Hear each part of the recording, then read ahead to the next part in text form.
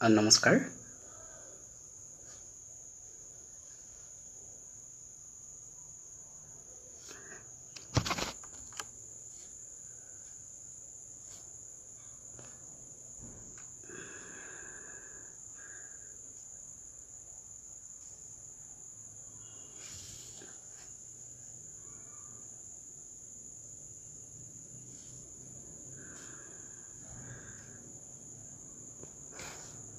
আহিছোনে বাৰু লাইভটো ধৰিব পৰা নাই?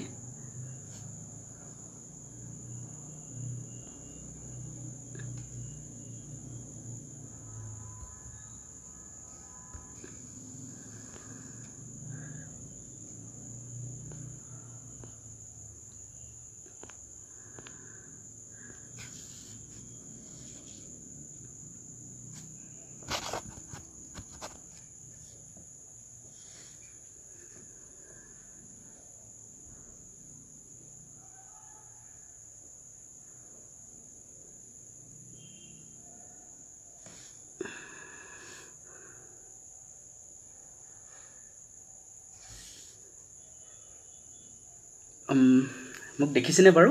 মই আহিছোনে? নমস্কাৰ।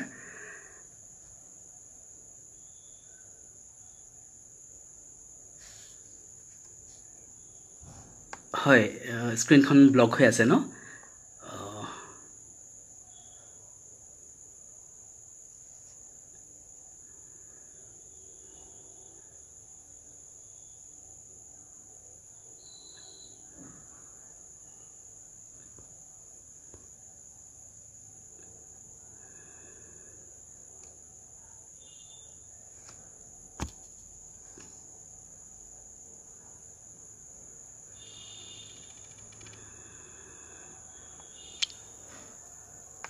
এতিয়া আহিছোঁ দেই। মই নমস্কাৰ। মই আচলতে আগতে কেতিয়াও লাইভ আহি পোৱা নাছিলোঁ, সেইবাবে অকণমান পলম হ'ল। মই ক্ষমা বিচাৰিছোঁ আপোনালোকৰ ওচৰত। হয়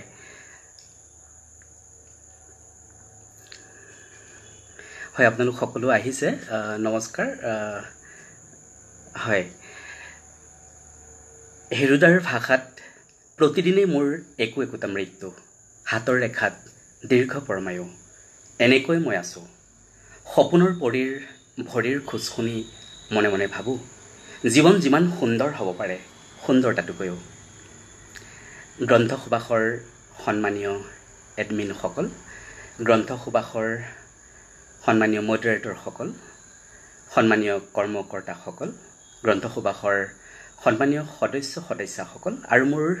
অতিকৈ চেনেহৰ শ্ৰদ্ধাৰ বন্ধুসকল, আপোনালোক সকলোকে মোৰ শ্ৰদ্ধা নিবেদন কৰিছোঁ। গ্ৰন্থ সুবাসৰ সন্মানীয় মডাৰেটৰ শ্ৰদ্ধাৰ শ্ৰীযুত মৃদুল কুমাৰ গগৈদেৱে এই গ্ৰন্থ সুবাসৰ লাইভ অনুষ্ঠানটোলৈ, মত বিনিময় অনুষ্ঠানটোলৈ আমন্ত্ৰণ জনোৱাৰ বাবে মই তেখেতক ধন্যবাদ আৰু কৃতজ্ঞতা জ্ঞাপন কৰিছোঁ। আৰু গ্ৰন্থ সুবাসৰ সমূহ কৰ্মকৰ্তা সদস্যালৈ মই ধন্যবাদ আৰু কৃতজ্ঞতা জ্ঞাপন কৰিছোঁ। এইখিনিতে গ্ৰন্থ সুবাসৰ যি মহান উদ্দেশ্য আৰু লক্ষ্য, সেই সম্পৰ্কে অকণমান আমি কথা পাতি ল'ব খুজিছোঁ। মই গ্ৰন্থ সুবাসৰ সন্মানীয় মডাৰেটৰগৰাকীৰ সৈতে যেতিয়া ফোনত কথা পাতিছিলোঁ, তেতিয়া গম পাইছিলোঁ যে গ্ৰন্থ সুবাসৰ উদ্দেশ্যটো হৈছে যে অসমৰ গাঁৱে ভূঞে নগৰে চহৰে সকলোলৈকে যাতে, সকলো ব্যক্তিৰ কাষলৈ যাতে গ্ৰন্থ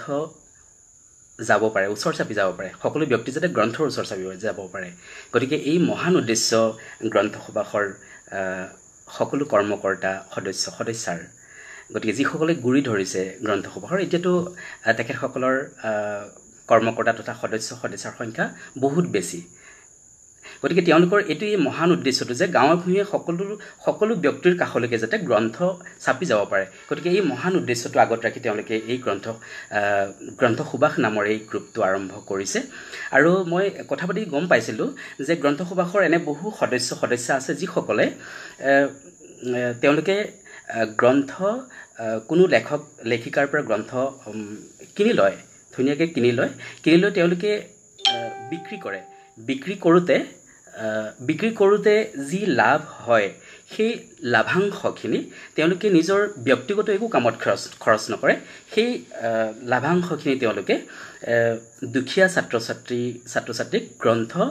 উপহাৰ হিচাপে দিয়ে স্কুলৰ পাঠ্যপুথি হওক বা খুব ভাল গ্ৰন্থ কোনোবা লেখক লেখিকাৰ গ্ৰন্থ তেওঁলোকে সেই দুখীয়া ছাত্ৰ ছাত্ৰীসকলক উপহাৰ হিচাপে দিয়ে যিসকল ছাত্ৰ ছাত্ৰী ধৰক এখন খুব ভাল কিতাপ কিনি ল'বলৈ আৰ্থিক অনাটন আছে তেনেধৰণৰ ছাত্ৰ ছাত্ৰীসকলক তেওঁলোকে গ্ৰন্থ সুবাসে গ্ৰন্থৰ টোপোলা উপহাৰ দিয়ে আৰু গতিকে এইটো এটা খুব মহান উদ্দেশ্য চাওকচোন আজিৰ দিনতো ইমান এটা সুন্দৰ উদ্দেশ্য নিস্বাৰ্থভাৱে গ্ৰন্থ সুবাসে যি ধৰণে তেওঁলোকৰ এই কামখিনি আগবঢ়াই নিছে গতিকে এইটো বৰ খুব এটা সুন্দৰ কথা আচলতে সত্য সদায় সুন্দৰ সত্যম শিৱম সুন্দৰম সত্য সদায় সুন্দৰ আৰু মোৰ খুব ভাল লাগিছে আৰু এটা কথা যে তেখেতসকলে কৈছে যে নীলিম আকাশ কাশ্যপ দাদা ধন্যবাদ আপুনি এগৰাকী খুব অসমীয়াৰ এগৰাকী সুসন্তান এগৰাকী শক্তিশালী লেখক আপুনি আপোনাৰ লেখাবিলাকতো আমি পঢ়োৱে গতিকে মোৰ নমস্কাৰ ল'ব পুষ্পাই লিখিছে অশোক দা ভাল লাগিছে আপোনাক দেখি ধন্যবাদ আপোনাৰো উপস্থিতিৰ কথা জানি মোৰো ভাল লাগিছে পুষ্পা আমাৰ জুনিয়ৰ আছিলে তেখেত এগৰাকী এতিয়া শিক্ষয়িত্ৰী গতিকে মোৰ প্ৰণাম গ্ৰহণ কৰিব হয় গ্ৰন্থ সুবাসে কৈছে যে আন্তৰিকতাৰে ধন্যবাদ জনালোঁ হয় ময়ো খুব কৃতজ্ঞ আপোনালোকৰ ওচৰত হয় গতিকে এই গ্ৰন্থ সুবাসৰ আৰু এটা মই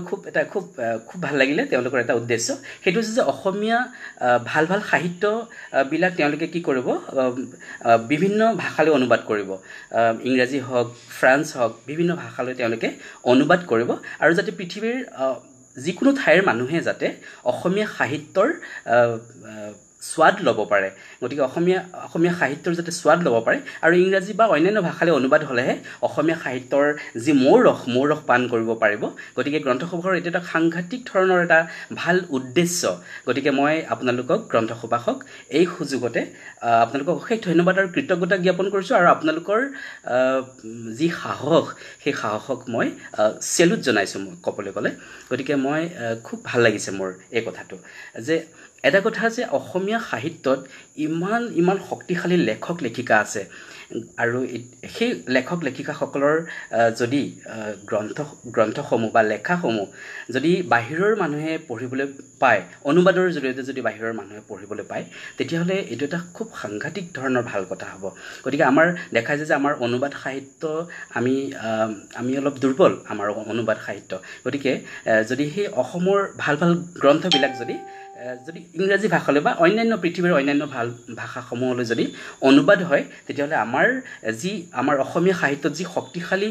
যিবোৰ লেখা সেই লেখাসমূহ বাহিৰৰ মানুহে পঢ়িবলৈ সুযোগ পাব গতিকে মই এই গোটেই কথাখিনি মোৰ খুব ভাল লাগিছে গোটেই গ্ৰন্থ সুবাসক আমি আচলতে সকলোৱে সহায় সহযোগ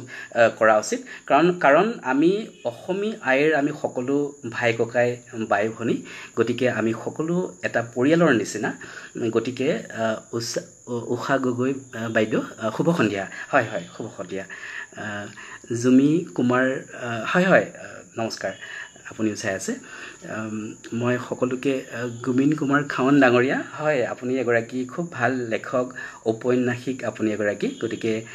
আমাৰ অসমীয়াৰ এগৰাকী সুসন্তান আমি আপোনাক ধন্যবাদ জনাইছোঁ আৰু আশীৰ্বাদ কৰিছোঁ যাতে আপুনি আৰু খুব সুন্দৰ লেখা অসমীয়া সাহিত্যৰ পথাৰখনলৈ আগবঢ়াই দিব পাৰে মাজনী চৌধুৰী অনু শুভ সন্ধিয়া অশোক দা হয় ধন্যবাদ মাজনী ধন্যবাদ উপস্থিতি আচলতে মোক সাহস দিছে আজি আমি অলপ কথা পাতিম আমি যিহেতু আমি অসমীয়াৰ আমি সকলো সন্তান ভাই ককাই বাই ভনী আমি যদি এটা পৰিয়ালৰ নিচিনা বুলি ভাবোঁ তেতিয়াহ'লে ভাবকচোন কিমান আমি শক্তিশালী হৈ উঠিম আৰু খুব এটা ভাল কথা যে ফেচবুকৰ জৰিয়তে আমি সকলো ইমান ওচৰ চাপি গৈছোঁ নহয় জানো মই ববিতা শৰ্মা বাইদেউ হয় গ্ৰন্থ সুবাসৰ মহৎ আঁচনিসমূহৰ সফলতা কামনা কৰিলোঁ হয় বাইদেউ আপুনি মোৰ প্ৰণাম ল'ব মোক খুব উৎসাহ দিয়ে আপুনি আৰু আপুনিও ইমান শক্তিশালী এগৰাকী লেখিকা মই ফেচবুকত পঢ়াৰ পিছতহে মই গম পাইছোঁ যে আপুনি সেইগৰাকী ববিতা শৰ্মা বাইদেউ গতিকে আপোনাৰ কলমৰ সাংঘাতিক জোৰ আছে বিশেষকৈ নিবন্ধ লেখাত আপোনাৰ কলমৰ যি শক্তি সেই শক্তি কোনো তুলনা নাই গতিকে মই ভাবোঁ যে আপুনি কলমটো সদায় চলাই নিয়ক আৰু অসমীয়া ভাষা সাহিত্যৰ ক্ষেত্ৰখনলৈ খুব সুন্দৰ সুন্দৰ অৰিহণা আগবঢ়াই যাওক তাকেই কামনা কৰিছোঁ হয় সকলোকে ধন্যবাদ জ্ঞাপন কৰিছোঁ পুণ্য ডেকা শুভ সন্ধিয়া অশোক ডাঙৰীয়া হয় শুভ সন্ধিয়া মোৰ প্ৰণাম ল'ব গতিকে মই ক'ব খুজিছোঁ যে ইংৰাজীত এষাৰ কথা আছে a divided house can not stand যদি এখন ঘৰ ডিভাইড হৈ থাকে ভাগ হৈ থাকে তেতিয়াহ'লে আমি কেতিয়াও আচলতে আগবাঢ়ি যাব নোৱাৰোঁ গতিকে দেখা যায় যে আমাৰ সকলোৰে আমাৰ অসমীয়া আমাৰ সকলো মানুহৰে আচলতে খুব আমি এটা খুব সাংঘাতিক এটা শক্তিশালী জাতি আমাৰ খুব এটা শক্তিশালী জাতি আমি খালি কেতিয়াবা অকণমান এনেকুৱা হয় নেকি যে আমাৰ মাজত যিটো কমিউনিকেশ্যন যিটো যোগাযোগটো সেই যোগাযোগটো হয়তো অকণমান মান অভিমানৰ কাৰণে হয়তো অকণমান হেৰি হয় বিচ্যুতি ঘটে গতিকে আমি যদি সেই মান অভিমানখিনি এৰি আমি যদি সকলোৱে যাতে আমি একেখন ঘৰৰ নিচিনাকৈ যদি আমি আগবাঢ়ি যাব পাৰোঁ তেতিয়াহ'লে খুব সুন্দৰ কথা হ'ব ভাবকচোন মানে একেখন মঞ্চতে যদি আমি এই গোটেই শক্তিশালী আমি আমাৰ শ্ৰদ্ধাৰ লেখকসকলক আমি যদি পাওঁ Homen Borgohain sir doctor Hiren Gohain sir আমি যদি ৰংবং তেৰাং ছাৰ নগেন শইকীয়া ছাৰ আমাৰ এইসকল আমাৰ স্বনামধন্য ব্যক্তিসকল আমি যদি ৰীতা চৌধুৰী বাইদেউ অৰূপা পটংগীয়া বাইদেউ আমাৰ অনুৰাধা শৰ্মা বাইদেউ মনালিছা শইকীয়া বাইদেউ গতিকে এই গোটেই লেখক লেখিকাসকলক যদি আমি একেখন মঞ্চতে পাওঁ আৰু তেওঁলোকে যদি আমাৰ গুৰি ধৰে আমাক আগুৱাই নিবলৈ যদি আমাক চেষ্টা কৰে তেতিয়াহ'লে ভাবকচোন আমি আচলতে খুব সুন্দৰকৈ আগবাঢ়ি যাব পাৰোঁ গতিকে আমাৰ খালি অকণমান কেতিয়াবা হয় কি আমাৰ মানে যোগাযোগটো যাতে আমাৰ কম হৈ আছে নেকি তেনেকুৱা নিচিনা লাগে নীলিমা স্বপ্না বৰা ভাল লাগিছে ধন্যবাদ হয় ধন্যবাদ সংগীতা ভট্টাচাৰ্য বাইদেউ হয় ধন্যবাদ জ্ঞাপন কৰিছোঁ আজি আমি হয় গল্পৰ কথা পাতিম ৰস ৰচনাৰ কথা পাতিম মইতো ৰস ৰচনা মোৰ একদম এটা খুব মোৰ নিচা মানে ৰস ৰচনা লিখি কেনেকৈ মোৰ বন্ধুসকলক হহুৱাব পাৰি মই সেইটোৱে মনে মনে ভাবি থাকোঁ মানে গতিকে মই আজি ৰস ৰচনা অকণমান লিখিম আমি পঢ়িম আপোনালোকৰ সৈতে বিনিময় কৰিম গতিকে আজি অলপ কথা পাতিম আমি অকণমান সময় পাইছোঁ গতিকে স্নিগ্ধা বৰা ভাল লাগিছে হয় ধন্যবাদ মোৰ এই সময়তে মই মোৰ মা দেউতাৰ নামটো মই উচ্চাৰণ কৰি ল'ব বিচাৰিছোঁ মোৰ আদিগুৰু মোৰ যিয়ে মোক জন্মৰ পৰা তুলি তালি ডাঙৰ দীঘল কৰিছে সেয়া মোৰ আদিগুৰু গতিকে মোৰ আদিগুৰু মা দেউতাৰ নামটো মই নল'ম আপোনালোকে নিশ্চয় নিশ্চয় বেয়া নাপাব চাগে মোৰ মা শ্ৰদ্ধা শ্ৰীযুতা চম্পা দেৱী মোৰ মাক মই প্ৰণাম জনাইছোঁ আৰু মোৰ দেউতা শ্ৰদ্ধেয় শ্ৰীযুত তুলাৰাম নাথ মই দেউতাকো মোৰ প্ৰণাম জনাইছোঁ যদি তেখেতসকলে চাই আছে মোৰ প্ৰণাম গ্ৰহণ কৰিব মোৰ মা আৰু মোৰ দেউতা মোৰ প্ৰণাম গ্ৰহণ কৰিব আৰু মই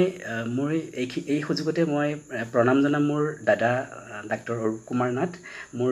তেখেত এগৰাকী মোৰ দাদা আৰু লগতে মোৰ গুৰুসম মই দাদাৰ পৰা বহুত কথা শিকিছোঁ গতিকে মই মোৰ দাদাকো মই যদি এই লাইভটো চাই আছে মই প্ৰণাম জনাইছোঁ মোৰ সৰুতে মোক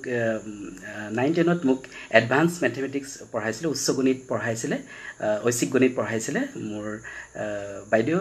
শ্ৰদ্ধা শকুন্তলা বাইদেউক মোৰ প্ৰণাম জনাইছোঁ মোৰ গুৰুসকলক মই প্ৰণাম জনাই লৈছোঁ মই আৰু এগৰাকী ব্যক্তিৰ নাম ল'ব খুজিম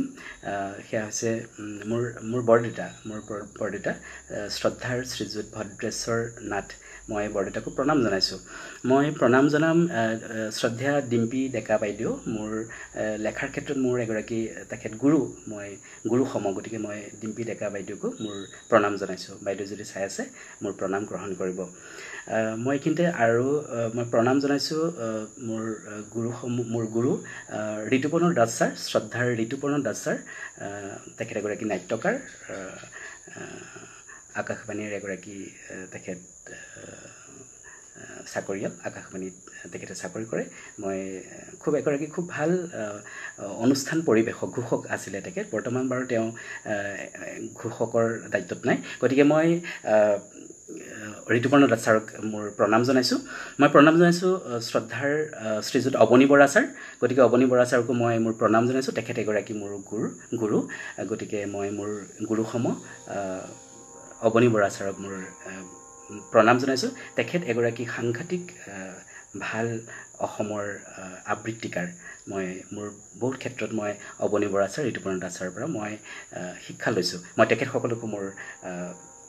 ধন্যবাদ জ্ঞাপন কৰিছোঁ আৰু মোৰ প্ৰণাম জনাইছোঁ মই এই সুযোগতে মোৰ গুৰুসকলক মই প্ৰণাম জনাই লৈছোঁ আৰু আচলতে আপোনালোক সকলোৰে পৰাই মই কিবা কিবি কথা শিকি থাকোঁ গতিকে আপোনালোক সকলোৱে মোৰ গুৰুসম গতিকে আপোনালোককো মোৰ প্ৰণাম জনাইছোঁ মোৰ মাতটো শুনি আছেনে বাৰু ঠিকেই শুনি আছেনে ঠিকেই পাই আছেনে হয় দীপালী ফুকন সোণোৱাল হয় বাইদেউ শুভ সন্ধিয়া হয় হয় মই এইখিনি সময়তে মই মোৰ দাদাৰ এটা সৰু কথা এটা কৈ ল'ব খুজিছোঁ মই এদিন খুব কিবা এটা কথাত মোৰ খুব দুখ লাগি আছিলে কাৰোবাৰ ওচৰত মোৰ অলপ খং উঠিছিলে অভিমান অকণমান লাগি উঠিছিলে খং উঠিছিলে গতিকে মই দাদাৰ আগত মোৰ দাদা ডাক্তৰ অৰূপ কুমাৰ নাথ ইউৰলজিষ্ট তেখেতে এজন সাহিত্যৰ প্ৰতি খুব অনুৰাগ আছে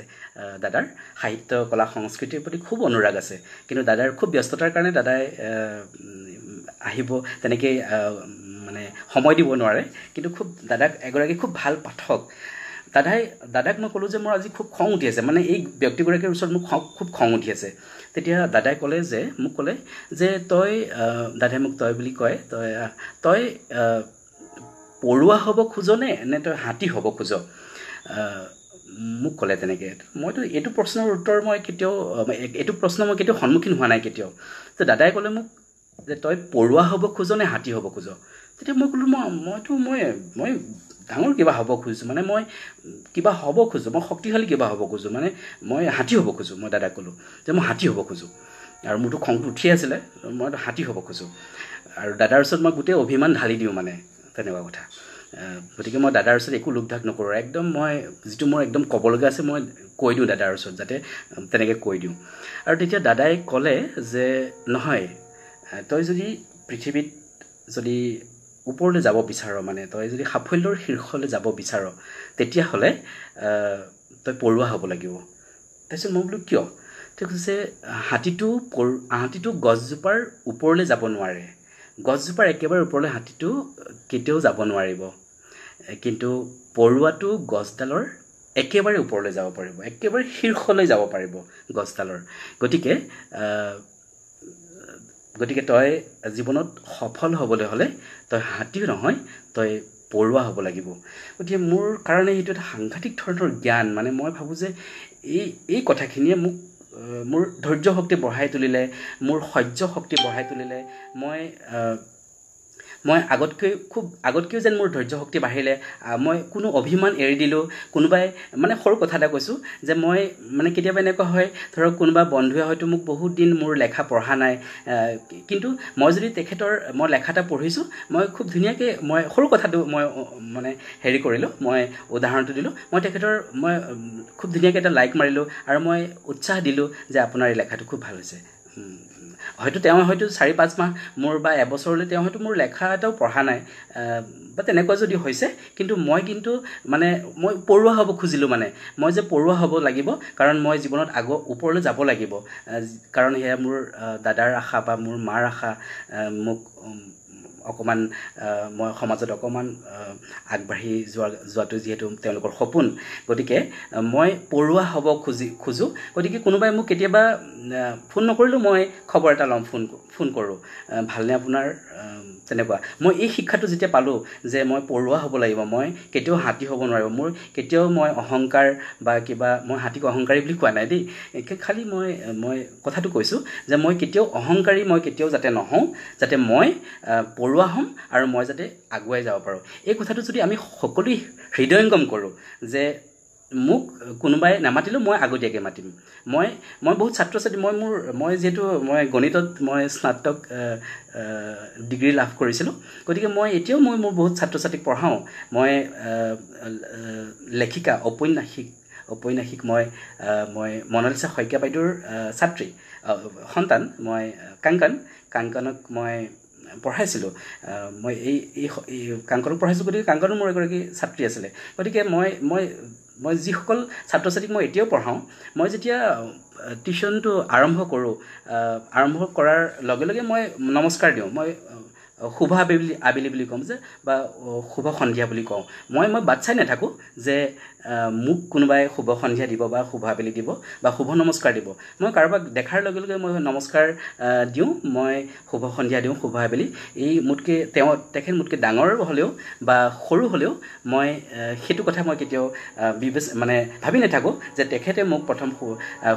মানে নমস্কাৰ দিয়ক তাৰপিছতে মই নমস্কাৰ দিম মই কেতিয়াও ভাবি নাথাকোঁ গতিকে মই খুব ভাল শিক্ষা এটা পালোঁ এইটো গতিকে জীৱনৰ বাটত মই এনেধৰণৰ শিক্ষাবিলাক পাই গৈছোঁ গতিকে মই সদায় পঢ়ুৱা হ'ব খুজিম বাৰু কথাখিনি সামৰিছোঁ নহ'লে আপোনালোকে আমনি পাব পাৰে আচলতে আপোনালোক সকলোৱে জানেই কথাবিলাক এবাৰ আমি মনতহে পেলাইছোঁ কাৰণ ডক্টৰ ছেমুৱেল জনছনে কৈছিল আমি সদায় নতুন কথা শিকি থকাতকৈ আগতে শিকা কথাবোৰ মনত পেলাই থাকিবলৈ চেষ্টা কৰাটোহে বেছি প্ৰয়োজন গতিকে মই কথাখিনি আপোনালোকৰ সৈতে অকণমান মনত পেলালোঁ হয় নীলিম আকাশ কাশ্যপ ডাঙৰীয়া প্ৰেৰণাদায়ক বক্তব্যনাথ হৃদয়ংগম কৰিবলগীয়া কথা হয় দাদা হয় ধন্যবাদ জনাইছোঁ পম্পী অধিকাৰী হয় যিমান পাৰোঁ ক'বলৈ চেষ্টা কৰিছোঁ আচলতে তেনেকৈ মোৰ কোৱাৰ অকণমান অভ্যাস আছে আকৌ মই যিহেতু আকাশবাণী গুৱাহাটীতো মই 4 বছৰ ঘোষক হিচাপে সেৱা আগবঢ়াইছিলোঁ গুৱাহাটী দূৰদৰ্শনৰ সৈতে এতিয়াও জড়িত মই সাহিত্য বিভাগৰ এগৰাকী অনুষ্ঠান পৰিৱেশক হিচাপে মই এতিয়াও দায়িত্ব পালন কৰি আছোঁ গতিকে 2009 চনৰ পৰা 2013 চনলৈ 4 বছৰ মই আকাশবাণী গুৱাহাটীত মই ঘোষক হিচাপে সেৱা আগবঢ়াইছিলোঁ আৰু 2009 চনৰ পৰা মই আজি পৰ্যন্ত মই গুৱাহাটী দূৰদৰ্শন কেন্দ্ৰৰ লগত জড়িত হৈ আছোঁ বাৰু গতিকে অকণমান কথা কোৱাৰ অকণমান ভাল পাওঁ কথা কৈ আৰু গতিকে আপোনালোকৰ সৈতে আজি অকণমান কথা পাতিম হয় এতিয়া অকণমান গল্পৰ কথা পাতোঁ নেকি বাৰু অকণমান গল্পৰ কথা পাতোঁ গতিকে গল্পৰ কথা ক'বলৈ যাওঁতে মই হয় মৌচুমী ৰাজবংশী বাইদেৱে কৈছে লাইভত দেখি ভাল লাগিল অশোক হয় ধন্যবাদ বাইদেউ আপোনাৰ উপস্থিতিয়ে মোকো সাহস দিছে মন্দিৰা তামুলী বাইদেউ আপোনাৰ লেখাৰ দৰে কথাবোৰ বৰ সুন্দৰ বাইদেউ হয় আচলতে আমাৰ সকলোৰে কথাবোৰ সুন্দৰ আমি প্ৰত্যেকেই আচলতে অদ্বিতীয় অনন্য মানে পৃথিৱীত মই ক'লোঁ যে মন্দিৰা তামুলী বাইদেউ যে আপুনি অনন্য আপুনি অদ্বিতীয় পৃথিৱীত মন্দিৰা তামুলী বুলি অন্য এগৰাকী ব্যক্তি নাই আপুনি ইউনিক আপুনি অদ্বিতীয় গতিকে আমি আচলতে সকলোৱে অদ্বিতীয় আমি আমাৰ নিজৰ ঠাইত আমি সকলোৱে অদ্বিতীয় পৃথিৱীত আমি পূৰবী বৰা কৈছে বৰ সাৰুৱা কথা কৈছে হয় ধন্যবাদ পূৰবী বৰা তেনেকৈ আমি পূৰবী বৰাও পৃথিৱীত অনন্য পূৰবী বৰাৰ নিচিনা এগৰাকী অন্য ব্যক্তি আপুনি পৃথিৱীত কেতিয়াও বিচাৰি নাপায় গতিকে আমি ভাবোঁ যে আমি প্ৰত্যেকেই অদ্বিতীয় আমি আমাৰ নিজৰ মতবিলাক আমি প্ৰকাশ কৰিব পাৰোঁ তেনেকুৱা কথা গতিকে এতিয়া আমি অকণমান গল্পৰ কথা পাতোঁ নেকি বাৰু মই অকণমান যিহেতু মই প্ৰথম আৰম্ভ কৰিছিলোঁ মই গল্পৰে আৰম্ভ কৰিছিলোঁ মোৰ সামান্য লেখা জীৱনটো গতিকে মই গল্পত এটা যদি মই পাঠ কৰোঁ আপোনালোকে বেয়া পাব নেকি ববিতা শৰ্মা বাইদেউ বেয়া পাব নেকি যে মই যদি গল্প এটা পাঠ কৰোঁ হয় তে গল্প এটা পাঠ কৰিম তেতিয়াহ'লে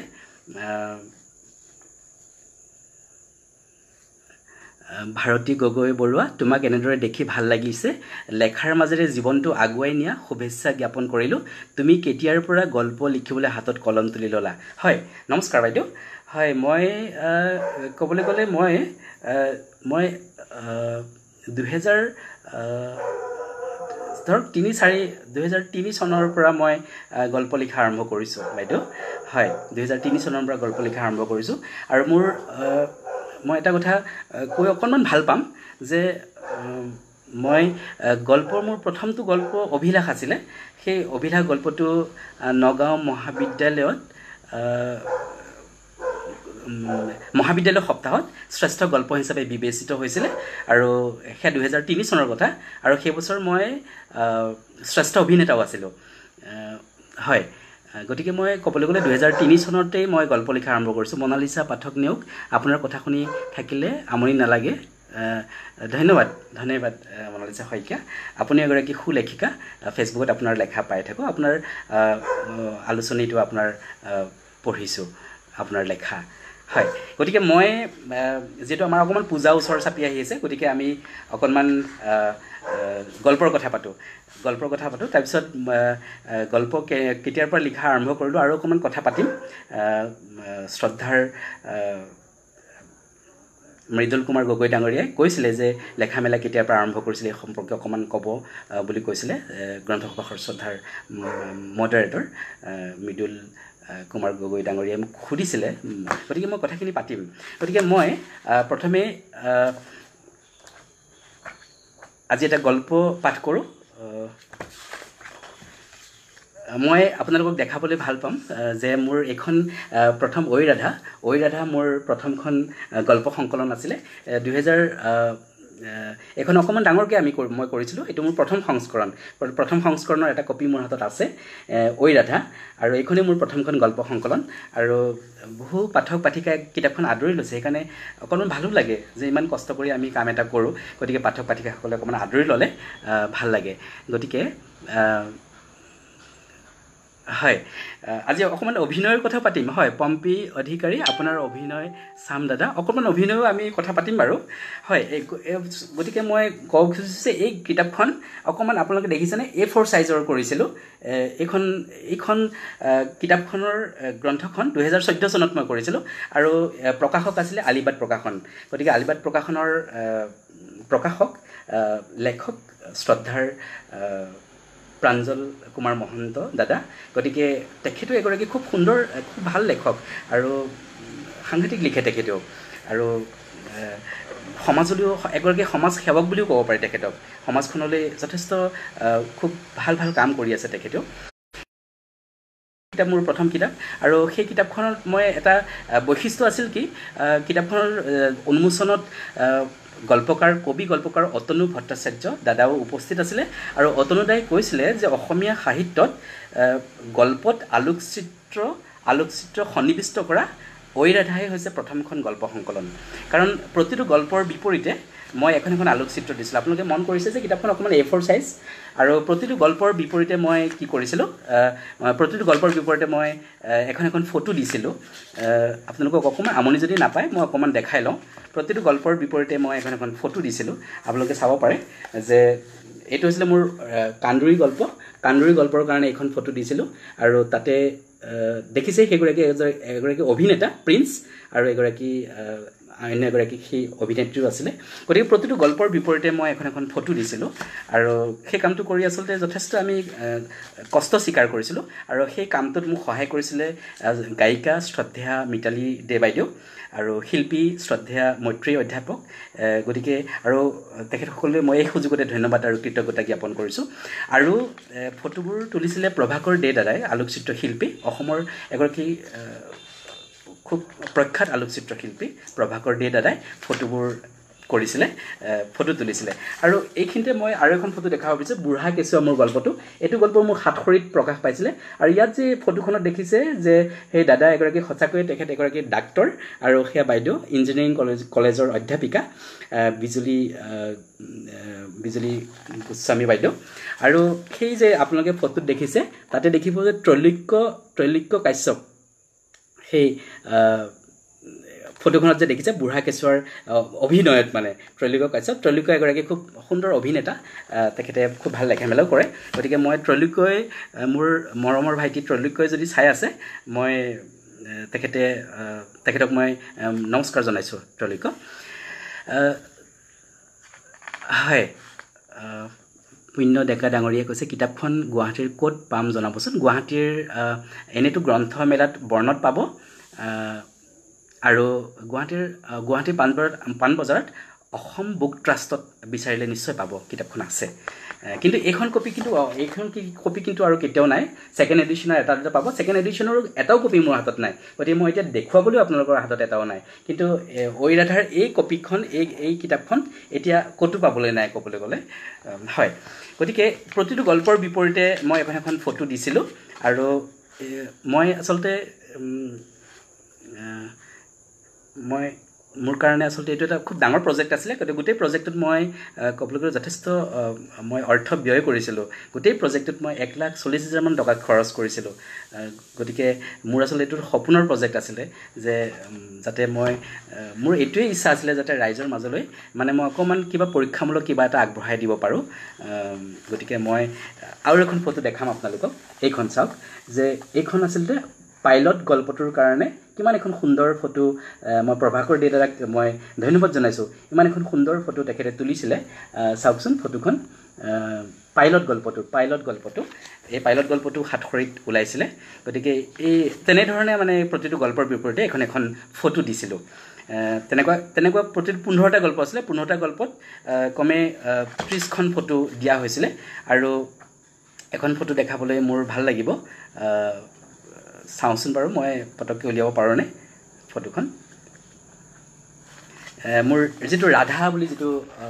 গল্প আছিলে মোৰ যেটো ৰাধা বুলি গল্পটো আছিলে সেই ৰাধাত এখন ফটো দিয়া হৈছিল ৰাধা নামৰ গল্পটো হয় গতিকে ৰাধা নামৰ গল্পটো ফটোখন দিছিলোঁ আৰু এখন ফটো মই দেখাব ভাল পাম যে চিনাকি নামৰ গল্পটোত এগৰাকী অসম জাতীয় বিদ্যালয়ৰ শিক্ষয়িত্ৰী আছিলে তেখেত অসম জাতীয় বিদ্যালয়ৰ শিক্ষয়িত্ৰী এতিয়াও তেখেতে অসম জাতীয় বিদ্যালয়ৰ এগৰাকী শিক্ষয়িত্ৰী মই বাইদেউক এই সুযোগতে ধন্যবাদ জ্ঞাপন কৰিছোঁ আৰু সেয়া তেখেতৰ বাস্তৱ জীৱনৰ স্বামী আৰু অভিনয়টো মানে তেনেকুৱাই অভিনয়ৰ বাবে ফটো উঠিছিলে গতিকে মই আচলতে এতিয়া আপোনালোকক আমনি কৰিছোঁ নেকি বাৰু মই আমনি লাগিছে নেকি আপোনালোকৰ বাৰু গতিকে মোক ক্ষমা কৰিব দেই মই যদি অলপ বেছি কথা কৈ দিছোঁ ক্ষমা কৰিব মোক ঠিক আছে মই তেতিয়াহ'লে গল্প এটা পঢ়োঁ হয়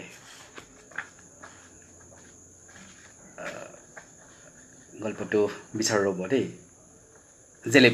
জেলেপি গল্পটোৰ কাৰণেও চাওকচোন আপোনালোকে এই ফটোখন তুলিছিলোঁ জেলেপি গল্পটোৰ কাৰণে এই ফটোখন তোলা হৈছিল জেলেপি গল্পৰ কাৰণে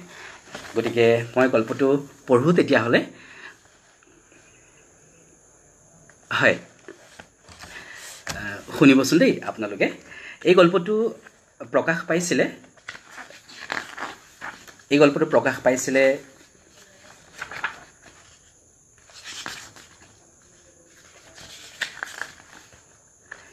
সাতখৰিত প্ৰকাশ পাইছিলে গল্পটো অক্টোবৰ 2010 চনৰ অক্টোবৰ সংখ্যাৰ সাতখৰিত এই গল্পটো প্ৰকাশ পাইছিল গতিকে মই গল্পটো পঢ়োঁ যেহেতু আমাৰ পূজাও একেবাৰে ওচৰত আছে আজিটো বিশ্বকৰ্মা পূজা গতিকে পূজা এটা ভাৱ আহিছে যদিও কৰোনাই আমাক অকণমান ভয় খুৱাই থৈছে তথাপিও আমি যিহেতু মুখামুখি হ'ব লাগিব আমি পৃথিৱীত অপায় অমংগল থাকিবই গতিকে আমি সেই অপায় অমংগলৰ মুখামুখি হৈ যাতে আমি তাক অতিক্ৰম কৰিব পাৰোঁ গতিকে সেইটোৱে আমাৰ মানুহ হিচাপে আমাৰ কৰ্তব্য আৰু সেই সাহস আমাৰ প্ৰত্যেকগৰাকী ব্যক্তিৰ মাজতে থকাটো উচিত গতিকে মই জেলেপি গল্পটো আৰম্ভ কৰোঁ তেতিয়াহ'লে আপোনালোকে হয়তো কোনো ব্যক্তি পঢ়িছে এই গল্পটো তথাপিও পূজা এটা ভাৱ যেহেতু আমাৰ মনলৈ আহিছে তেতিয়াহ'লে মই গল্পটো পঢ়া আৰম্ভ কৰোঁ ভাস্কৰ শইকীয়া মৰমৰ ভাইটি সুন্দৰ অনুষ্ঠান হৈছে দাদা ধন্যবাদ আপোনালোকৰ উপস্থিতি সঁচাকৈ মোকো অনুপ্ৰেৰণা যোগাইছে সাহস দিছে ৰঞ্জিত বৈশ্য দাদা সুন্দৰ অনুষ্ঠান ভাল লাগিল ৰাধা গল্পটো বহুবাৰ পঢ়িলোঁ কিতাপখন পোৱা নাই বাবে বাকি গল্পবোৰ পঢ়িব পোৱা নাই হয় দাদা মই আশা কৰিছোঁ আপুনি কিতাপখন আপোনাৰ হাতত কেতিয়াবা পঢ়িব আৰু আপুনি গল্পবোৰ পঢ়িলে আমাৰ অকণমান কষ্ট আমাৰ সাৰ্থক হ'ব আৰু তেনেকুৱা ধন্যবাদ তেতিয়াহ'লে মই গল্পটো আৰম্ভ কৰিছোঁ ৰীতা দত্ত বাইদেউ ভাল লাগিছে অনুষ্ঠানটো ধন্যবাদ বাইদেউ ঠিক আছে তেতিয়াহ'লে মই আৰম্ভ কৰিছোঁ প্ৰত্যেক বছৰে দুৰ্গা পূজা আৰম্ভ হোৱাৰ দিনাই অমল শইকীয়াৰ ঘৰত এই কাজিয়াখন আৰম্ভ হয় আৰু পূজা শেষ হোৱাৰ লগে লগে কাজিয়াখনো খাম কাটে। কাজিয়াখন এখন যুদ্ধ নহ'লেও পূজাৰ কেইদিন যে শইকীয়াৰ ঘৰত এক মৃদু অশান্তিৰ সৃষ্টি হয় সেই কথা নিশ্চিতভাৱে ক'ব পাৰি। কাজিয়াখনৰ মূল বিষয়টো হ'ল জেলেপি। দুৰ্গা পূজাৰ আজি সপ্তমী। অমল শইকীয়াই আবেলি গৈ জেলেপি 1.5 কেজি কিনি আনি ঘৰ পোৱাৰ লগে লগে কাজিয়াখন আকৌ আৰম্ভ হ'ল। শইকীয়াৰ ঘৈণীয়েক প্ৰতিভাই উগ্ৰমূৰ্তি ধাৰণ কৰিলে। আপোনাক মই কিমানবাৰ ক'লো জেলেপি আনিব নালাগে, ক'ত মানিব আপুনি মোৰ কথা? হেৰা বাদ দিয়াহে, মোৰ ডায়েবেটিছ থাকিল বুলি পূজা বুলিও তোমালোকে জেলেপি এখন নাখাবা নেকি? আৰু গৃহস্থ ধৰ্মসম আন ধৰ্ম নাই। মই মোৰ গৃহস্থ ধৰ্ম পালন কৰিছোঁ। তোমালোকে প্ৰত্যেকেই জেলেপি হেঁপাহ পলুৱাই খাব লাগিব, নহ'লে মোক পাপে চুব, বুজিছা? গোটেই কথাখিনি অমল শইকীয়াই একে উশাহে কৈ শেষ কৰিলে আৰু জীয়েক পুতেকক উদ্দেশ্যি ডাঙৰকৈ মাতটো উলিয়াই দিলে। মাজনী বাবু ক'ত আছ? আহ আহ, গৰম জেলেপি খাব লাগে। গৰম জেলেপিৰ নাম শুনিয়েই মাজনীয়েতো এক প্ৰকাৰ চিঞৰ এটাই মাৰি দিলে আৰু একেজাপে আহি দেউতাকৰ ওচৰ পালেহি। বাবু মাজনীৰ পিছে পিছে আহিল। ধেমালি নেকি? যোৱা বছৰ পূজাতে জেলেপি খোৱা, সম্পূৰ্ণ এটা বছৰৰ পাছত আকৌ গৰম জেলেপি। পূজাৰ এই দিনকেইটাৰ বাবে সিহঁতৰ যে কত অপেক্ষা। মাজনী আৰু বাবুৱে জেলেপি খোৱা আৰম্ভই কৰি দিলে। হেৰা লোৱাচোন, তুমিও এখন খোৱা। শইকীয়াৰ হাতত জেলেপি এখন লৈ পৰম আগ্ৰহেৰে ঘৈণীয়েকলৈ আগবঢ়াই দিলে। মই নাখাওঁ। প্ৰতিভাৰ মুখখন উফন্দি উঠিল। হেৰা খং উঠিছে কিয় তোমাৰ? সিহঁতে ইমান হেঁপাহেৰে জেলেপি খোৱা দেখি তোমাৰ ভাল লগা নাই? ভাল লাগিছে, কিন্তু আমি তিনিওটাই জেলেপি খালে আপোনাৰো খাবলৈ মন যাব। ডাক্তৰে আপোনাক মিঠা খোৱা একেবাৰে মানা কৰি থৈছে। নাই নাই, মই কেতিয়াও জেলেপি নাখাওঁ। মোৰ ওপৰত তোমাৰ বিশ্বাস নাই? আছে, আপোনাৰ ওপৰত মোৰ পূৰা বিশ্বাস আছে, কিন্তু আপোনাৰ জিভাখনৰ ওপৰত মোৰ অকণো বিশ্বাস নাই। হা? মোক ইনচাল্ট? পুৰুষৰ জিভাক ইনচাল্ট? মাজনী, মই অপমানিত হ'লোঁ। আহত কপৌৰ দৰে শইকীয়াই চট ফটাবলৈ ধৰিলে। মাজনী আৰু বাবুৱে জেলেপি খাই খাই হাঁহি হাঁহি মাক দেউতাকৰ এই খণ্ডযুদ্ধখন উপভোগ কৰিলে। গল্পকাৰৰ মুখেৰে শুনাৰ আমেজেই ধুনীয়া। ববিতা শৰ্মা বাইদেউ। হয় বাইদেউ, শুনি থাকক দেই বাইদেউ। হয়। হঠাৎ শইকীয়া শান্ত হৈ পৰিল। টেবুলৰ ওপৰত থকা জেলেপিৰ টোপোলাটোলৈ তেওঁ থৰ লাগি চাই ৰ'ল। কেইটামান মুহূৰ্ত বেছ নীৰৱতাৰে পাৰ হৈ গ'ল। ঘৈণীয়েকলৈ নোচোৱাকৈ তেওঁ লাহেকৈ ক'লে, পূজা বুলি তুমি যদি জেলেপি এখন নোখোৱা মই মনত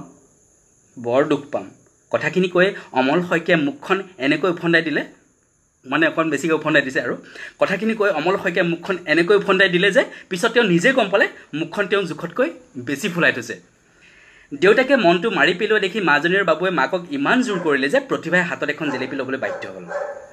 হ'ব হ'ব, মুখ উফন্দাব নালাগে, খাইছোঁ, প্ৰতিভাই ক'লে। ঘৈণীয়েকে জেলেপি খোৱা দেখি অমল শইকীয়াৰ মুখখন উজ্জ্বল হৈ পৰিল। প্ৰতিভাই কিছু সময়ৰ পাছত জেলেপিখন শেষ কৰাৰ লগে লগে শইকীয়াই আৰু এখন জেলেপি তাইলৈ আগবঢ়াই দিলে। এইখনো খোৱাচোন, গৰম জেলেপি, ভাল পাবা। গিৰিয়েকৰ মৰমতে তাই সকলো খং অভিমান পাহৰি গ'ল। গিৰিয়েকে দিয়া জেলেপিখন তাই খাই শেষ কৰিলে। জোৰ কৰি শইকীয়াই প্ৰতিভাৰ হাতত তৃতীয়খন জেলেপি তুলি দিলে। প্ৰতিভাই তৃতীয়খন জেলেপি খাই শেষ কৰি মাজনী আৰু বাবুৰ কাৰণে পাকঘৰলৈ পানী আনিবলৈ গ'ল। পাকঘৰৰ পৰাই প্ৰতিভাই শুনিলে গিৰিয়েকে ডাঙৰকৈ এটা হাঁহি মাৰিছে আৰু একেই ষ্টাইলতে মাজনী বাবুৱে 2-3টা হাঁহি মাৰি দিছে। তাৰপিছত ৰুমটোত হাঁহিৰ ৰগৰ উঠিল, যেন হাঁহিৰ আখৰাহে চলিছে। প্ৰতিভাই খৰখেদাকে পানী লৈ গৈ হতবাক বিস্ময়ত গিৰিয়েকৰ ফালে থৰ লাগি চাই ৰ'ল। অমল শইকীয়াই হাতত এখন জেলেপি লৈ নিৰ্ভয়ে আৰু পৰম আনন্দৰে এনেদৰে খাই আছে যেন তেওঁ এইমাত্ৰ ভাৰতৰ হৈ চেঞ্চুৰী কোবাই আহি ভজা চিকেনৰ টুকুৰাহে কামুৰিছে।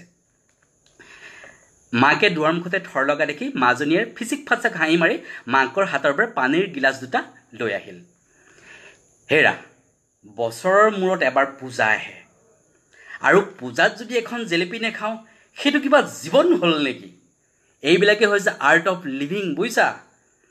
জীয়াই থাকিলেই নহ'ব, পৰিপূৰ্ণভাৱে জীয়াই থকাৰ কৌশল আয়ত্ব কৰিবও পাৰিব লাগিব। মাজনী বাবু, তহঁতে মোৰ কথাবোৰ মন দি শুনি আছনে?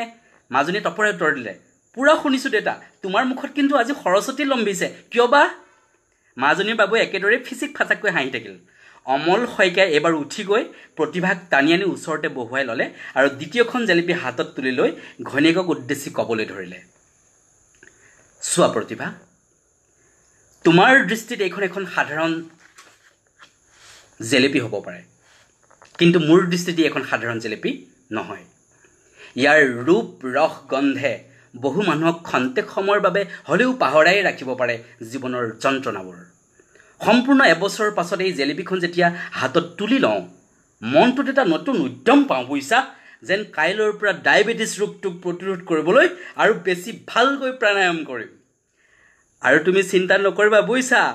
ৰাখে হৰি মাৰে কোনে।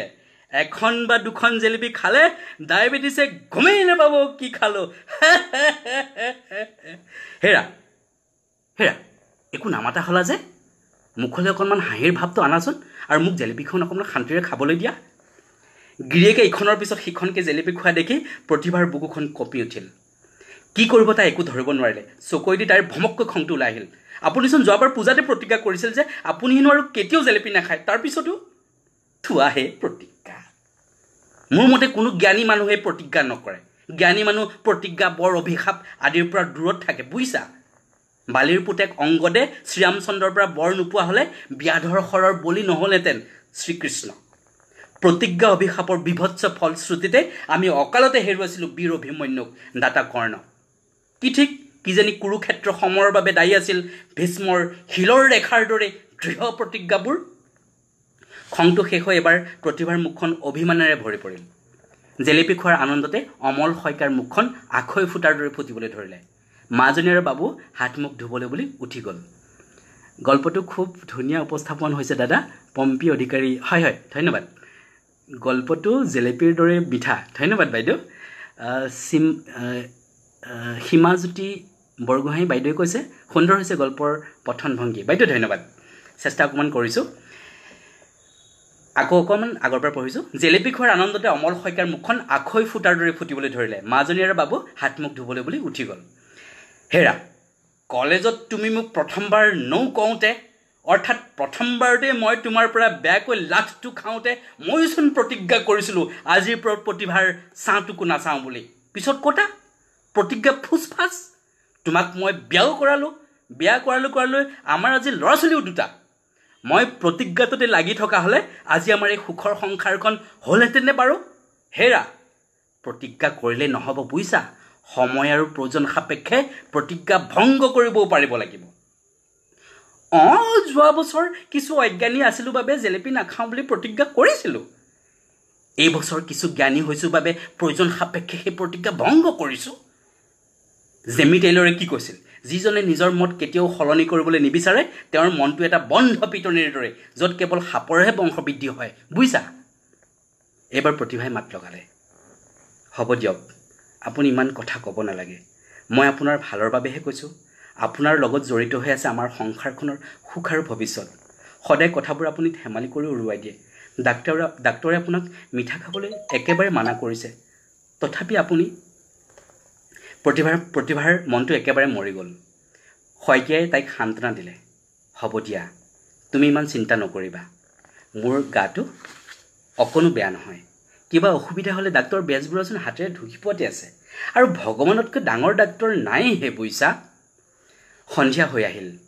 মনটো তেনেই মাৰি মুখেৰে আৰু এটাও শব্দ উচ্চাৰণ নকৰাকৈ প্ৰতিভা গিৰিয়েকৰ ওচৰৰ পৰা উঠি গ'ল।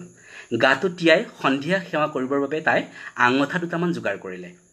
ধূনামলাটো লৈ তাই যেতিয়া আহি গিৰিয়েকৰ ভৰি দুটা চুইছিলহি, শইকীয়াই মন কৰিছিল প্ৰতিভাই যেন তেওঁৰ ভৰি দুটা বেছি জোৰেৰে সাৱটি ধৰিছিল। শুনি আছেনে আপোনালোকে বাৰু? ইলা চেতিয়া বাইদেৱে কৈছে যে বৰ ভাল লাগিল গল্পটো আৰু পঠনো সুন্দৰ হৈছে। বাইদেউ ধন্যবাদ। পূৰবী হাজৰিকা কৈছে সুন্দৰ গল্পৰ সুন্দৰ পঠন। ধন্যবাদ পূৰবী হাজৰিকা, ধন্যবাদ। গ্ৰন্থসভাসে মোক কিদৰে উৎসাহ দিছে। সুন্দৰ অনুষ্ঠান হৈছে দাদা। হয় হয়, ধন্যবাদ। আকৌ আৰম্ভ কৰিছোঁ য'ৰ পৰা এৰিছিলোঁ। সন্ধিয়া হৈ আহিল। মনটো তেনেই মাৰি মুখেৰে আৰু এটাও শব্দ উচ্চাৰণ নকৰাকৈ প্ৰতিভা গিৰিয়েকৰ ওচৰৰ পৰা উঠি গ'ল। গাটো তিয়াই সন্ধিয়া সেৱা কৰিবৰ বাবে তাই আঙঠা দুটামান যোগাৰ কৰিলে। ধূনামলাটো লৈ তাই যেতিয়া আহি গিৰিয়েকৰ ভৰি দুটা চুইছিলহি, শইকীয়াই মন কৰিলে প্ৰতিভাই যেন তেওঁৰ ভৰি দুটা বেছি জোৰেৰে সাৱটি ধৰিছিল। গোসাঁই ঘৰৰ পৰা ওলাই আনদিনাৰ দৰে আজি প্ৰতিভাই গিৰিয়েকৰ কাষত নবহিল। পোনে পোনে ভাত ৰান্ধিবলৈ বুলি তাই সোনকালেই পাকঘৰত সোমাল। পাকঘৰত তাই কামত একেবাৰে মন বহুৱাব নোৱাৰিলে। অবাঞ্ছিত ভয় আৰু বিষাদ এটাই তাইক হেঁচা মাৰি ধৰি থাকিল। ৰাতি ভাত পানী খাই উঠাৰ পিছতো প্ৰতিভাৰ মনটো একেদৰেই থাকিল। শোৱাৰ সময়ত গিৰিয়েকক আঁঠুৱাখন তৰি দি থাকোঁতে শইকীয়াই প্ৰতিভাৰ হাত এখনত আলফুলকৈ ধৰি টানি আনি ওচৰতে বহুৱাই ক'লে, চোৱা প্ৰতিভা, মই তোমাক কথা দিলোঁ, আজিৰ পৰা মই কেতিয়াও জেলেপি নাখাওঁ, কেতিয়াও নাখাওঁ। ভুলতো মই চেনি দিয়া চাহ নাখাওঁ। প্লিজ তুমি মনটো মাৰি নাথাকিবাচোন। প্ৰতিভা এটা শব্দ উচ্চাৰণ নকৰিলে, মাথো তাইৰ চকু দুটা চলচলীয়া হৈ পৰিল। আন দিনাৰ দৰে প্ৰতিভা আৰু মাজনী ডাঙৰ ৰুমটোতে শুলে। বাবু তাৰ নিজৰ কোঠাত অকলে। শইকীয়াই এই মাজৰ ৰুমটোতে শুৱে। বিচনাখনত গাটো দীঘলাই দি জীৱনত হাজাৰবাৰ ভবাৰ দৰে তেওঁ আজিও ভাবিলে, হে নাৰী, দেৱতায়ো তোমালোকক নুবুজিলে, বোলোতে মই কোন কোটা। ৰাতি 1মান বজাত শইকীয়াই সাৰ পালে। গাটো কিবা অকণমান বেয়া বেয়া লাগিছে। হঠাতে তেওঁৰ মনত পৰিল, ৰাতি ভাত পানী খাই তেওঁ ডায়েবেটিছৰ টেবলেট খাবলৈ পাহৰিছে। লাহেকৈ লাইটটো অন কৰি নিঃশব্দে তেওঁ পাকঘৰৰ ফালে যাবলৈ ধৰিলে। ডাইনিং ৰুমৰ বেৰ এখনৰ গজাল এটাত আনি থোৱা পলিথিন এটাতে শইকীয়াই টেবলেটবোৰ ৰাখে, যাতে ভাত খাই মনত পৰে। শইকীয়াই তাৰ পৰা এটা টেবলেট উলিয়াই ল'লে। টেবলেটটো খোৱাৰ আগতে তেওঁ ছুগাৰ ফ্ৰী বিস্কুট এটা খোৱাৰ কথা ভাবিলে। ছুগাৰ ফ্ৰী বিস্কুটৰ টেমাটো বিচাৰোঁতে হঠাতে তেওঁৰ চকুত পৰিল এটা টোপোলা। খুলি চাই দেখে তেওঁলোক আটায়ে খোৱাৰ পিছতো ৰৈ যোৱা জেলেপি কেইখনমান। শইকীয়াই আপোন পাহৰা হৈ জেলেপি এখন হাতত তুলি ল'লে আৰু লাহে লাহে খাবলৈ আৰম্ভ কৰিলে। জেলেপিখন খাই শেষ কৰি টোপোলাটো আকৌ আগৰ ঠাইত থৈ হাততে থকা টেবলেটটো হাউট কৰে পানী অকণমানৰ সৈতে গিলি ৰুমলৈ বুলি যাবলৈ ঘূৰোতেই তেওঁ দেখিলে পাকঘৰৰ দুৱাৰমুখত ইতিমধ্যে গোটেই দৃশ্য প্ৰত্যক্ষ কৰি থকা প্ৰতিভাক। তাইৰ দুগালেৰে ধাৰাসাৰে চকু পানী বৈ আছিল। অমল শইকীয়াই সকলো সহ্য কৰিব। কোনোবাই কোবাই তেওঁৰ ভৰি দুখন ভাঙি দিয়ক, তাকো তেওঁ সহ্য কৰিব। কিন্তু জীৱনত যিটো বস্তু তেওঁ কেতিয়াও সহ্য কৰিব নোৱাৰে, সেইটো হ'ল নাৰীৰ চকুৰ চকু পানী। অমল শইকীয়াই গভীৰভাৱে উপলব্ধি কৰিলে, খন্তেক আগতে যিখন জেলেপি তেওঁ খালে, সেইখনেই আছিল তেওঁৰ জীৱনৰ শেষৰখন জেলেপি। কেতিয়াবা কিবা কাৰণত প্ৰতিভাৰ চকুত চকু পানী দেখিলে তৎক্ষণাত দৌৰি গৈ মচি দিয়া অমল শইকীয়াৰ আজি প্ৰতিভাৰ চকু পানীখিনি মচি দিবলৈ আগবাঢ়িবলৈ ভয় লাগিল। এক অচিনাকি ভয়, যিটো ভয় আগতে তেওঁ কেতিয়াও অনুভৱ কৰা নাছিল। চকুৰ পানীৰে পূৰ অনন্ত নীৰৱ নাৰীৰ এই অনন্য ৰূপটোক অমল শইকীয়াই কিয় পৃথিৱীৰ প্ৰত্যেকজন পুৰুষেই ভয় কৰে। তেতিয়া ৰাতি 1:20 গৈছিল। দুয়োলৈ নিৰ্বাক হৈ চাই থাকিল। গল্পটো শেষ কৰিছোঁ ইমানতে। মই আশা কৰিছোঁ গল্পটো অকণমান দীঘলীয়া আছিলে, গতিকে আপোনালোকে নিশ্চয় আমনি পোৱা নাই। যদি অকণমান আমনি পাইছে মই ক্ষমা বিচাৰিছোঁ। চন্দ্ৰমাই মোৰ ভনী সম। চন্দ্ৰমাই কৈছে সুন্দৰ হৈছে দাদা, ধন্যবাদ চন্দ্ৰমা। শিল্পী ভট্টাচাৰ্য বাইদেউ, বৰ ভাল লাগে এই গল্পটো। বাইদেউ ধন্যবাদ। হয় ধন্যবাদ। পৰিমিতা দাস, বহু ভাল লাগে গল্পটো, আপুনি ইমান ধুনীয়াকৈ পাঠ কৰিছে। ধন্যবাদ পৰিমিতা, ধন্যবাদ, মই উৎসাহিত হৈছোঁ। হয়, গল্পটোৰ সম্পৰ্কে অকণমান মই ক'ব খুজিছোঁ। মই যেতিয়া লিখিছোঁ, প্ৰথম মোৰ অকণমান আগশাৰীৰ আলোচনী সাতসৰীতে মোৰ প্ৰথম গল্প প্ৰকাশ পাইছিল। অভিলাষ বুলি গল্পটো মোৰ সাতসৰীত প্ৰকাশ পাইছিল। তাৰপিছতে মই আমাৰ অসমত নতুন পুৰুষ শীতানুতো অৱশ্যে মোৰ চিনাকি বুলি গল্পটো প্ৰকাশ পাইছিলে। গল্পটো খুব দীঘলীয়া আছিলে আৰু সেই গল্পটো চিনাকি গল্পটোৰ ক্ষেত্ৰতে মই অকণমান দুআষাৰ কৈ ল'ব খুজিছোঁ। চিনাকি গল্পটো বেছি দীঘলীয়া আছিল কাৰণে নতুন পুৰুষৰ এটা সংখ্যাত ওলাল, পিছৰ সংখ্যাত গল্পটো নোলাল। গল্প নোলোৱাৰ কাৰণে মোৰ অকণ বেয়া লাগিলে। তাৰপিছত মই আমাৰ অসমৰ কাৰ্যালয়লৈ ফোন কৰিলোঁ, যে জনালোঁ যে মোৰ চিনাকি গল্পটো নতুন পুৰুষ যোৱা সংখ্যাটোত ওলাইছিলে, কিন্তু এই সংখ্যাটোত নোলালে। সেয়া 2007 চনৰ কথা। তেতিয়া কাৰ্যালয় জনালে যে আমি ক'ব নোৱাৰিম, বৰগোহাঁই ছাৰেহে ক'ব পাৰিব। গতিকে আমি বৰগোহাঁই ছাৰক ফোনটো লগাই দিছোঁ, লাইনটো লগাই দিছোঁ। আৰু মোৰ মই সাংঘাতিক ধৰণে মোৰ অলপ ভয়ো লাগিছে। মই অকণমান মোৰ বুকুখন ধপধপাবলৈ লৈছে যে সঁচাকৈয়ে বৰগোহাঁই ছাৰৰ লগত মই এতিয়া কি কথা পাতিম নেকি। পিছত ফোনত তৎক্ষণাত বৰগোহাঁই ছাৰে মোক হেল্ল' বুলি সিফালৰ পৰা ক'লে। মই ছাৰক নমস্কাৰ দিলোঁ। ছাৰ মোৰ প্ৰণাম ল'ব। ছাৰ কথাখিনি অৱগত কৰালোঁ, ছাৰক ক'লোঁ কথাখিনি। ছাৰে ক'লে যে এই সম্পৰ্কে মই ক'ব নোৱাৰিম। কাৰ্যবাহী সম্পাদক প্ৰশান্ত ৰাজগুৰু ছাৰৰ কথা ক'লে, তেখেতেহে ক'ব পাৰিব। গতিকে মই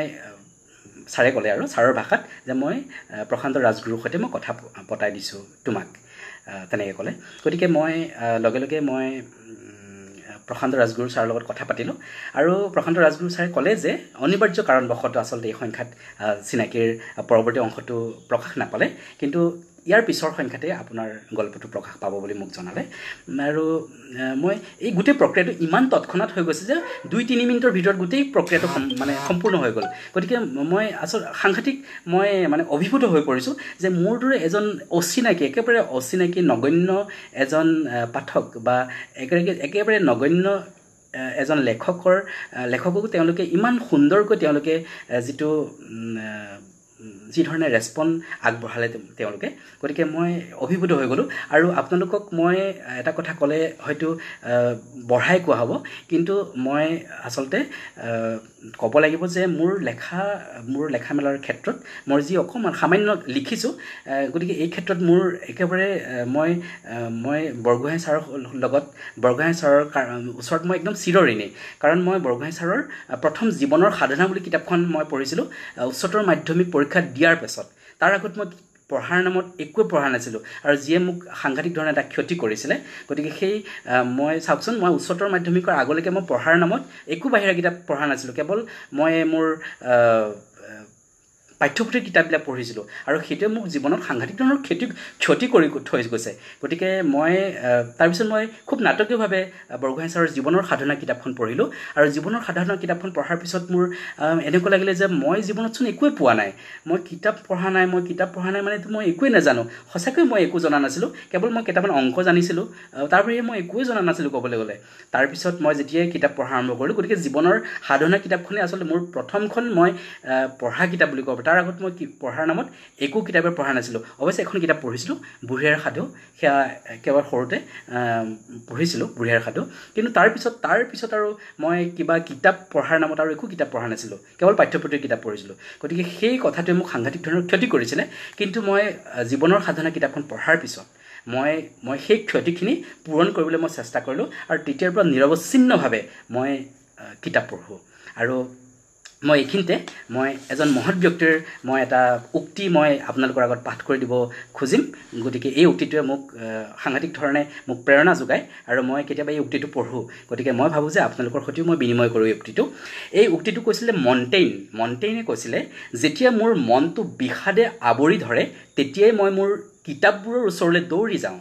কিতাপেই তৎক্ষণাত মোৰ মনটোক গ্ৰাস কৰি ধৰে, আৰু মোৰ মনৰ আকাশৰ পৰা বিষাদৰ ডাৱাৰ তৎক্ষণাত দূৰলৈ আঁতৰি যায়। চাওকচোন, কিমান এটা সুন্দৰ কথা কৈছে। গতিকে কিতাপ আমাৰ কিমান ভাল বন্ধু। আমি বহু কথাই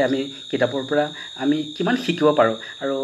এই সকলো আপোনালোকে জানে, কেৱল মই দোহাৰিছোঁ সেই কথাটো। বাৰু হয়,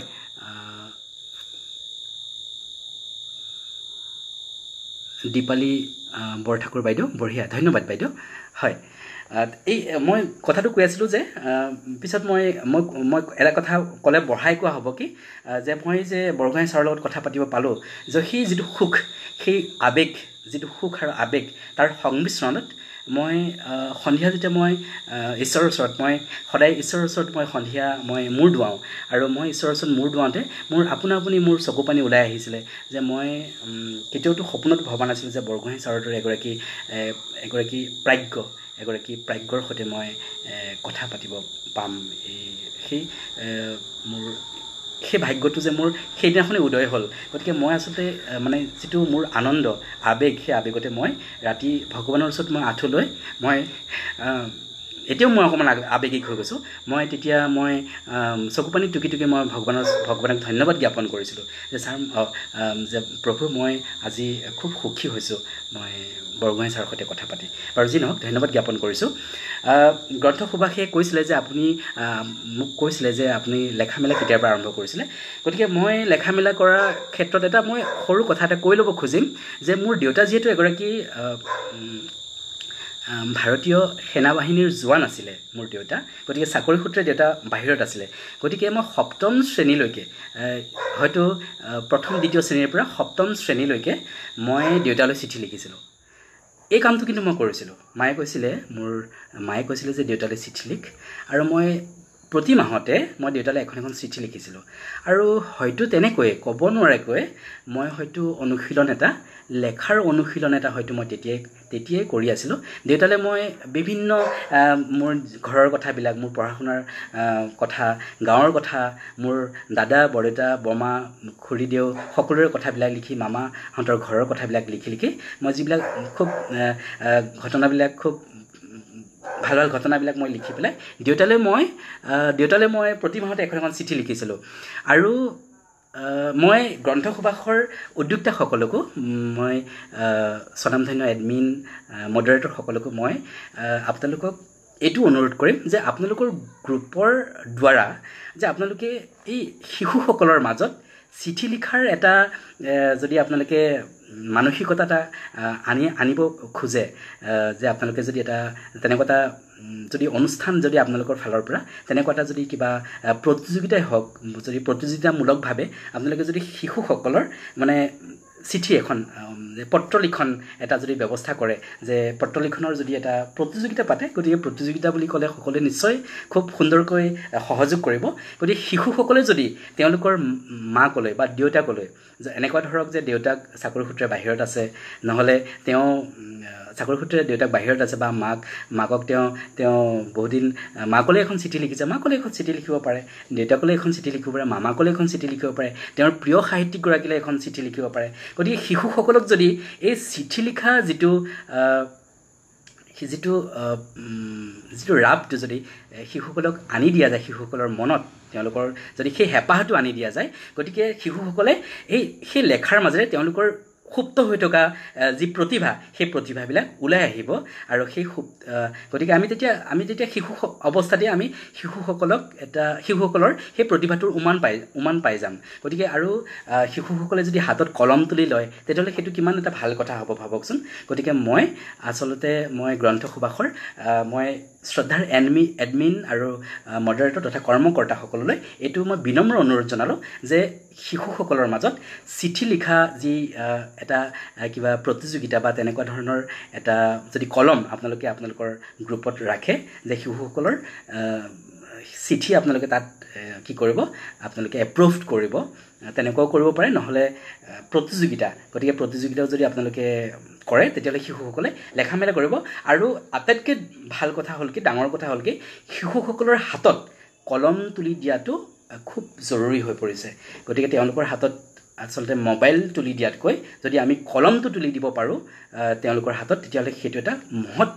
কাম হ'ব আৰু গ্ৰন্থ সুভাষেতো খুব মহৎ কামবিলাক কৰি আছে গতিকে মই গ্ৰন্থ সুভাষলৈ এই সুযোগতে মই এই অনুৰোধটো এই প্ৰস্তাৱটো মই আপোনালোকৰ ওচৰত ৰাখিছোঁ হয় মৃদুল কুমাৰ গগৈ কৈছে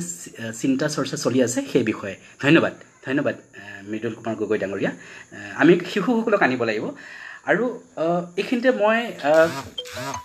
এটা কথা কৈ ল'ব খুজিছোঁ যে আমাৰ সমাজত দেখিছোঁ যে আমি ভাল বেয়া দুয়োটাই আছে যে আমি চাওক এতিয়া এগৰাকী নাৰী অকলে বাহিৰলৈ ওলাই যাবলৈও এগৰাকী নাৰীয়ে ভয় কৰা হৈছে যে ইমান বেয়া মানুহৰ ইমান সংখ্যা বাঢ়িছে কিন্তু এটা কথাতে ভাল মানুহো কিন্তু আছে কাৰণ পৃথিৱীত সত্য আছে বাবেই পৃথিৱীখন আজিও সত্য হৈ আছে আৰু সেই সত্যৰ গাত আৰু যে পৃথিৱীখন পৃথিৱী হৈ আছিল পৃথিৱী হৈ আছে আৰু পৃথিৱী হৈ সদায় থাকিব ভাল মানুহ থাকিবই কিন্তু কথা হ'ল কি এই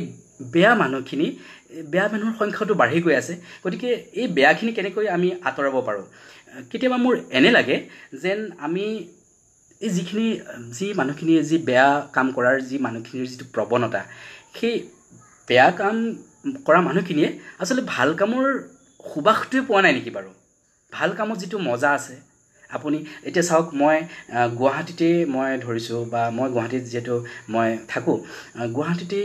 এনেকুৱা এখন ভাল ফুলৰ এখন মানে বাগিচা য'ত নেকি বহুত ফুল আছে মই কেতিয়াবা আমি টিভিত বা আমি ইউটিউবত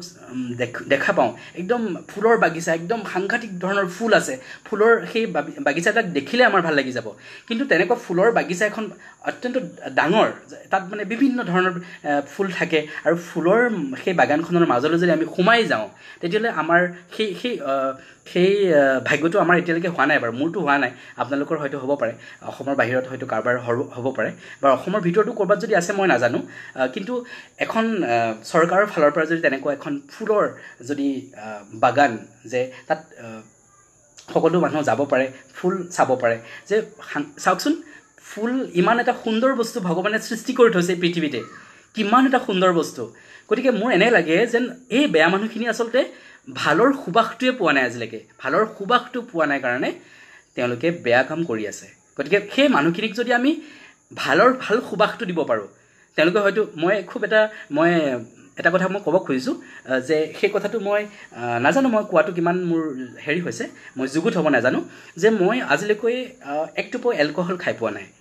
এক সোপাও বিড়ি মই হুপি পোৱা নাই এই কাৰণটো এনেকুৱা হ'ব পাৰে নেকি যে মই আচলতে সাংঘাতিক ভালৰ সুবাস পাইছোঁ মই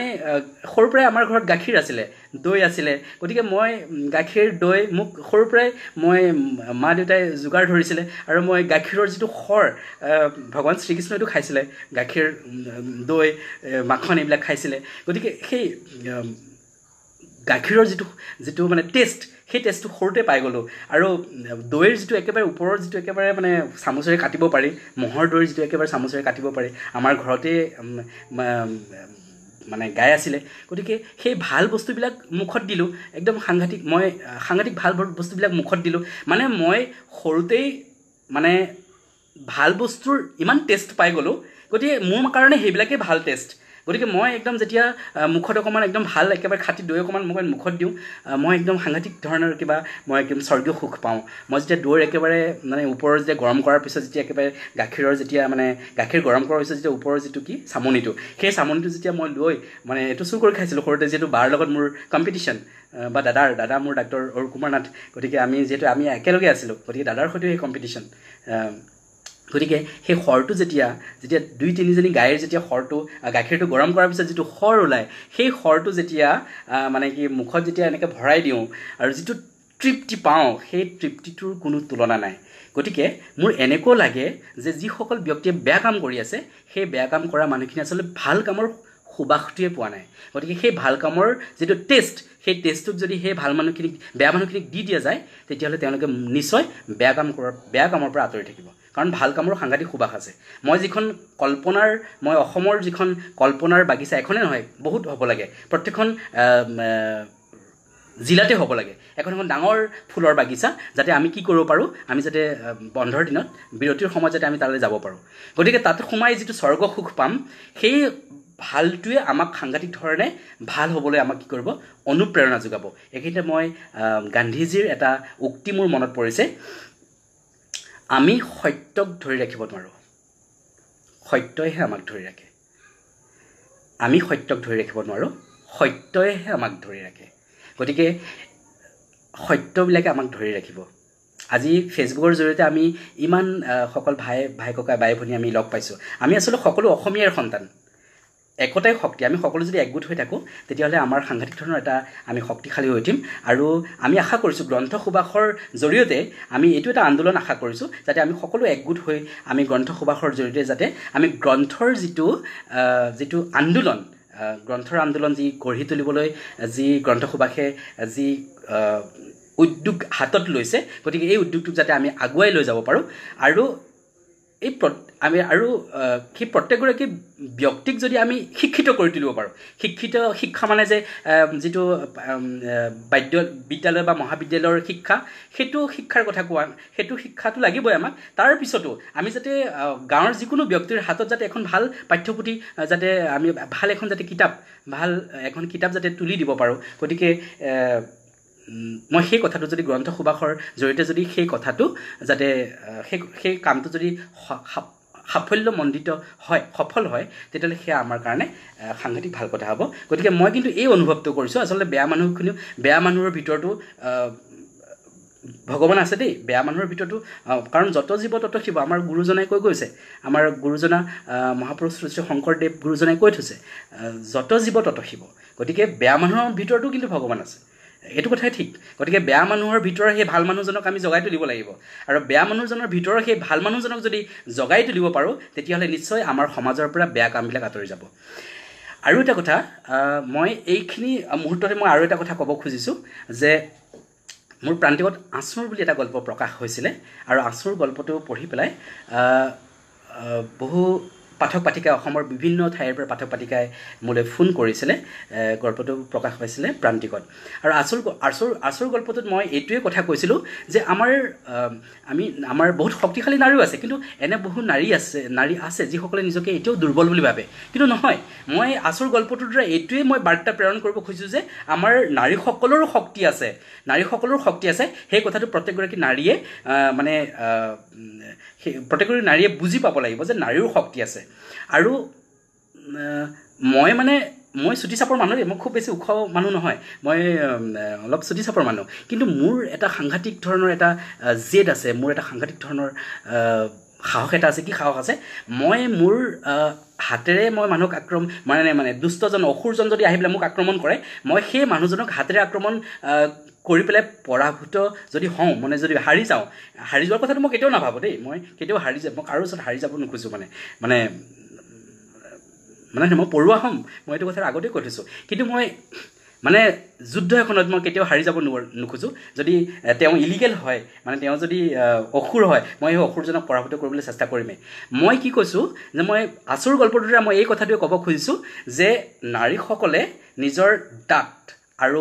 নখবোৰ আত্মৰক্ষাৰ বাবে ব্যৱহাৰ কৰিব পাৰে কাৰণ অম্বিকাগিৰি ৰায়চৌধুৰীয়ে কৈছিলে আত্মশক্তিৰ আত্মৰক্ষা নকৰিলে আন কোনেও আপোনাক ৰক্ষা কৰিব নোৱাৰে গতিকে আত্মসংৰক্ষণে প্ৰকৃতিৰ প্ৰথম নিয়ম গতিকে নাৰীসকলক মোৰ ভাই ভণ্টি মোৰ বাইদেউ ভনী মোৰ সকলো মোৰ ইয়াতে বয়োজ্যেষ্ঠ ব্যক্তিও আছে মই সকলোকে এটা কথাই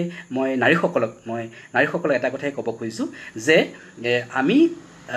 দাঁত আৰু নখবোৰ আমি আমাৰ আত্মৰক্ষাৰ কাৰণে আমি ব্যৱহাৰ কৰিব পাৰোঁ অসুৰ এটা যেতিয়া আপোনালোকৰ আগত কেনেবাকৈ যদি ঈশ্বৰে নকৰক কিন্তু আপোনালোকৰ আগত যদি কোনোবা তেনেকুৱা অসুৰ উপস্থিত হয় আপোনালোকে কেতিয়াও নিজকে দুৰ্বল বুলি নাভাবিব নিজৰ দাঁত আৰু নখবোৰ আপোনালোকে ব্যৱহাৰ কৰি সেই অসুৰক আপোনালোকে পৰাভূত কৰিব পাৰে আৰু মই আঁচোৰ গল্পটোত এগৰাকী বিশ্ববিদ্যালয়ৰ এগৰাকী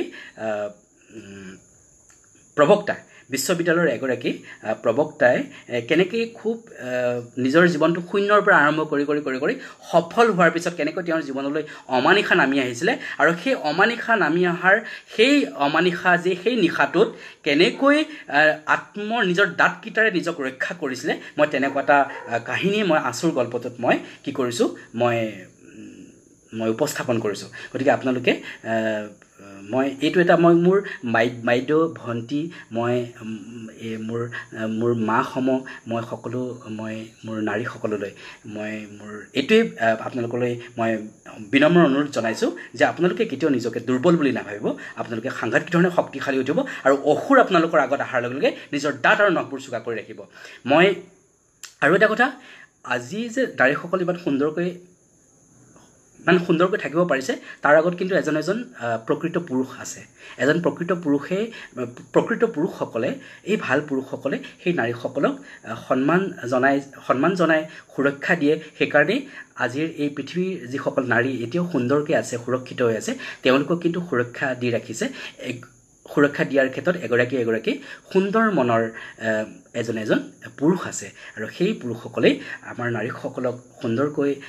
সুৰক্ষা দি আছে আৰু সেই পুৰুষসকলে ভাল মনৰ এই সুন্দৰ মনৰ পুৰুষসকলে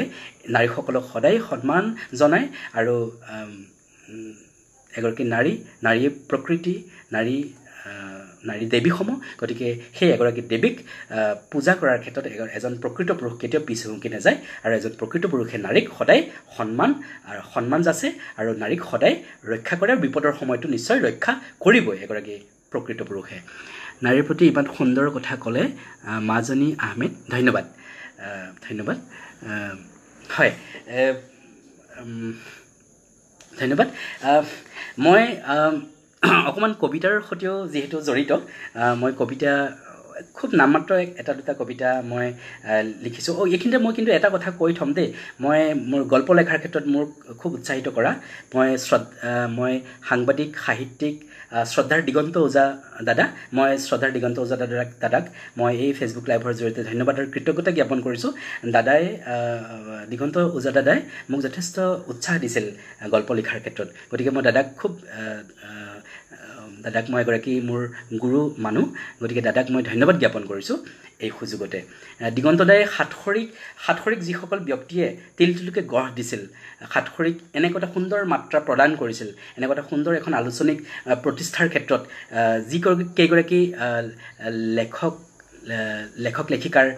নাম ল'ব লাগিব তাৰ ভিতৰত মই দিগন্ত ওজা দাদাৰ নামো কিন্তু মই ল'ব লাগিব বুলি ভাবোঁ কাৰণ দিগন্ত ওজাদাই সাতসৰীখনক তিলতিলকে গঢ় দিছিল আৰু এটা সাংঘাতিক ধৰণৰ এটা মাত্ৰা প্ৰদান কৰি থৈ গৈছে তেখেতে গঢ়ি থৈ গৈছে গতিকে মই দিগন্তদাকো মই এই সুযোগতে মনত পেলাইছোঁ এইখিনিতে মই কৈছোঁ যে দিগন্তদাই মোৰ কেইবাটাও গল্পৰ মোৰ প্ৰশংসা কৰিছিলে কিন্তু দিগন্তদাই মোক কৈছিলে যে তোমাৰ জেলেপী গল্পটোৱে মোৰ আটাইতকৈ ভাল লগা গল্প গতিকে মই দিগন্তদাক ধন্যবাদ জ্ঞাপন কৰিছোঁ মোক এনেকৈ উৎসাহ প্ৰদান কৰিছিলে তেখেতে সেইদিনাখনো সেইদিনাখনো মেছেজ এটা কৰিছিল দাদাক ধন্যবাদ জ্ঞাপন কৰিছোঁ মই অকণমান যিহেতু কবিতাৰ লগতো জড়িত অকণমান গতিকে অকণমান কবিতা কথা পাতোঁ নেকি বাৰু আপোনালোকে যদি আমনি নাপায় আচলতে মই তেতিয়া কবিতাৰ কথা অকণমান পাতোঁ আপোনালোকে নিশ্চয় আমনি নাপাব চাগে লাজুক মন লাজুকী বতাহ আকাশ কপা কপা উৰণীয়া চৰাই ঘূৰি চাই যায় তোমাক লগ পোৱাৰ দুৰ্বাৰ হেঁপাহ ফুলনি অবিহনে যেনেকৈ এখন ঘৰ সম্পূৰ্ণ তেনেকৈ কবিতা অবিহনেও এটা ভাষা এটা জাতি অসম্পূৰ্ণ কবিতা এটি ভাষাৰ সাহিত্যৰ বৰপথাৰখনক এক স্বৰ্গীয় মাত্ৰা প্ৰদান কৰে জীপাল কৰি ৰাখে তাৰ স্বমহিমাৰে কবিতা এপাহ ফুলৰ দৰে হাত বাউলি মাতে হাঁহে কথা কয় গধূলিকৈ তোমাৰ পদূলিত ৰৈ মই উচুপি থাকোঁ এটি জোনাকী পৰুৱা হয় কবিতাই হৈছে সাহিত্যৰ আত্মা নিশাৰ আকাশৰ তৰা প্ৰভাতী গোলাপ পাহৰ পৰা নিশাৰ সৰি পৰা শেৱালিলৈকে এই সকলোবোৰ কবিতাৰ মাজেৰেই আৱেগ হৈ বৈ যায় সাধু কথালৈ নিজৰ বুকুত আলফুলে হাতখন থওক বুজিব কিছুমান কবিতাই আপোনাৰ বুকুটো গুণগুণাই আছে তই পথাৰত ধান কাটিবলৈ আহিলে মই চাৰিটাকৈ ডাঙৰি কঢ়িয়াব পাৰোঁ তই পথাৰত ধান কাটিবলৈ আহিলে মই চাৰিটাকৈ ডাঙৰি কঢ়িয়াব পাৰোঁ তোৰ নৈকেকুৰীয়া কঁকাল আৰু দেহৰ ভাজত জিলিকি উঠে পকা ধানৰ নৰা তই বাৰু আগলৈ সঁচাকৈ মোৰ হৈ যাবি দে বগীতৰা জন্ম হৈ আইৰ নিচুকনি গীত শুনি শুনি ককা আইতা পিতাৰ আশীৰ্বাদ পাই পাই ওচৰ চুবুৰীয়াৰ মৰম পাই পাই এদিন আমি ডাঙৰ হওঁ সেইসকলৰ পৰশত এদিন অসমীয়া ভাষাটো শিকোঁ আৰু এদিন কবিতা এটা লিখি গীত এটা লিখি মই যদি কওঁ সেই কবিতাটো মই লিখিছোঁ সেই গীতটো মই লিখিছোঁ সেইটো বাৰু কি যুক্তিত একেবাৰে মোৰ নিজৰ কবিতা হ'ল মোৰ নিজৰ গীত হ'ল মোৰ আই মোৰ পিতাই মোৰ সমাজখনক কেনেকৈ মই পাহৰিব পাৰিলোঁ আচলতে সেই কবিতাটো মোৰ নহয় সেই গীতটো মোৰ নহয় আমাৰ অসমীয়া জাতিটোৰ কবিতা আমাৰ অসমীয়া জাতিটোৰ গীত এতিয়া মই নহয় আমি কোৱাৰ সময় সমাগত গতিকে মই ভাবোঁ যে আজি মই এই লাইভটোৰ জৰিয়তে মই আপোনালোক সকলোকে আহ্বান জনাম মই গ্ৰন্থ সভাসৰো মই উদ্যোক্তাসকলক কৰ্মকৰ্তাসকলক আহ্বান জনাম যে আপোনালোকৰ উদ্যোগত আহকচোন আমি সকলোৱে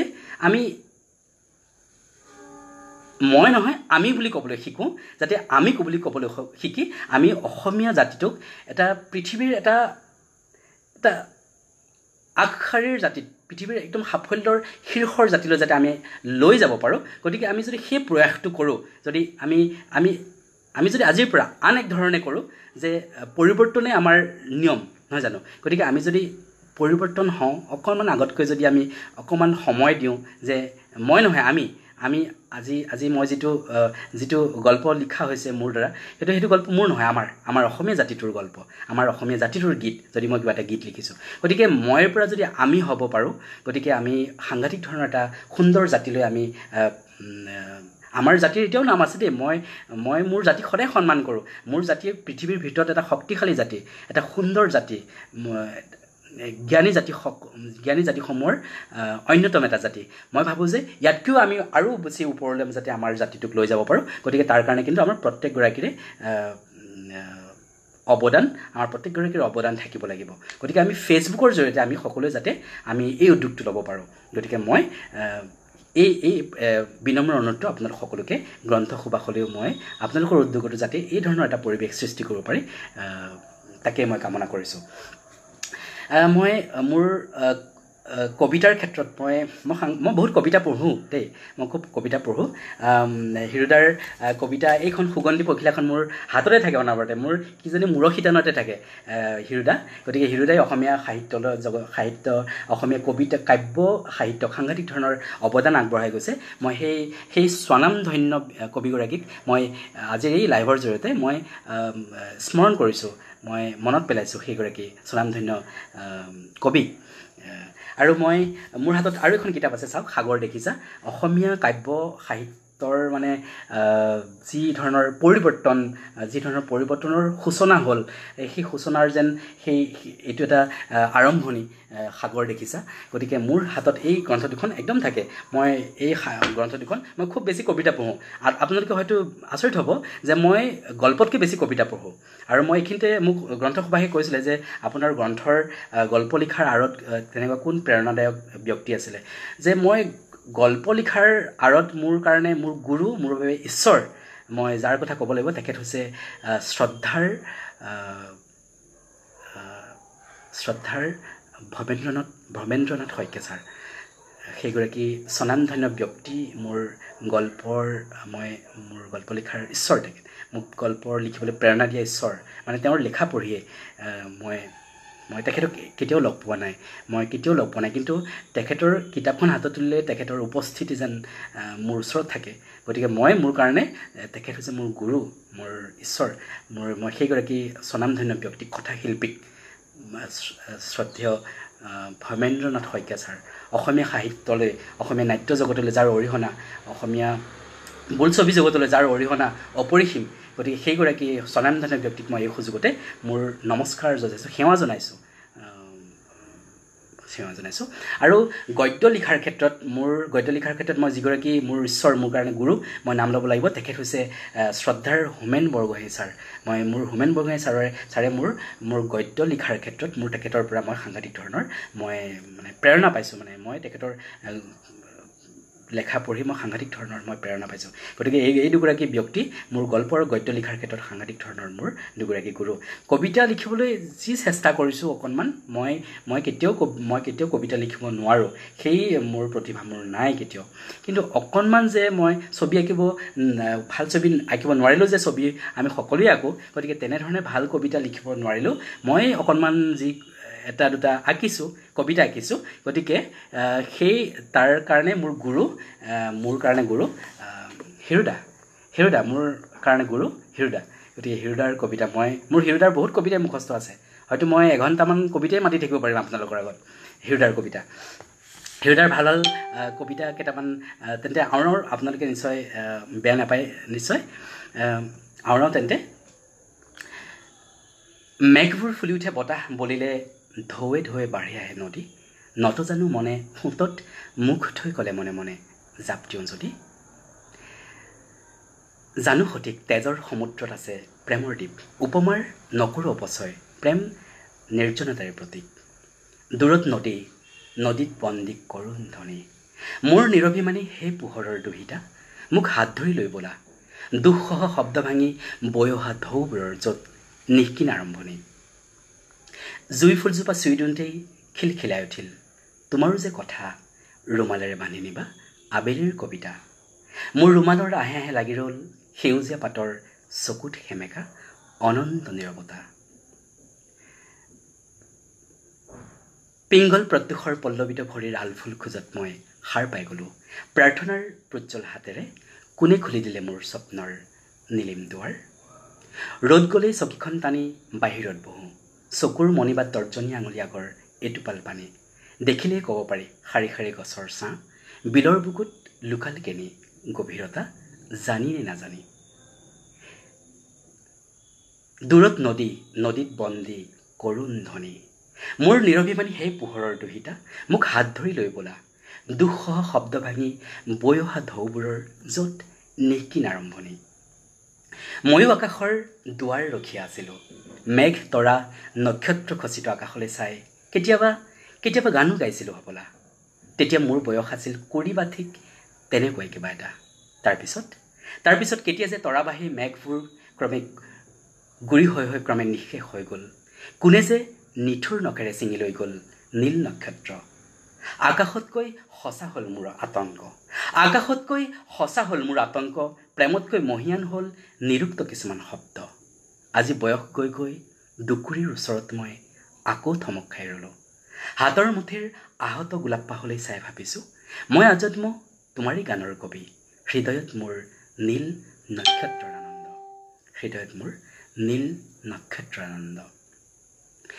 জুনুক কৰি বাজিল জুনুকা, চেনিমৰা বাগিচাৰ চিঠি লৈ কোবাল খোজেৰে গুচি গ'ল ডাকুৱাল। গছে গছে হেঁপাহৰ ৰঙীন ৰুমাল। মোৰ ইচ্ছাৰ হৰিণা পোৱালিটো নিতাল মাৰি বহি আছে, মোৰ ইচ্ছাৰ হৰিণা পোৱালিটো নিতাল মাৰি বহি আছে।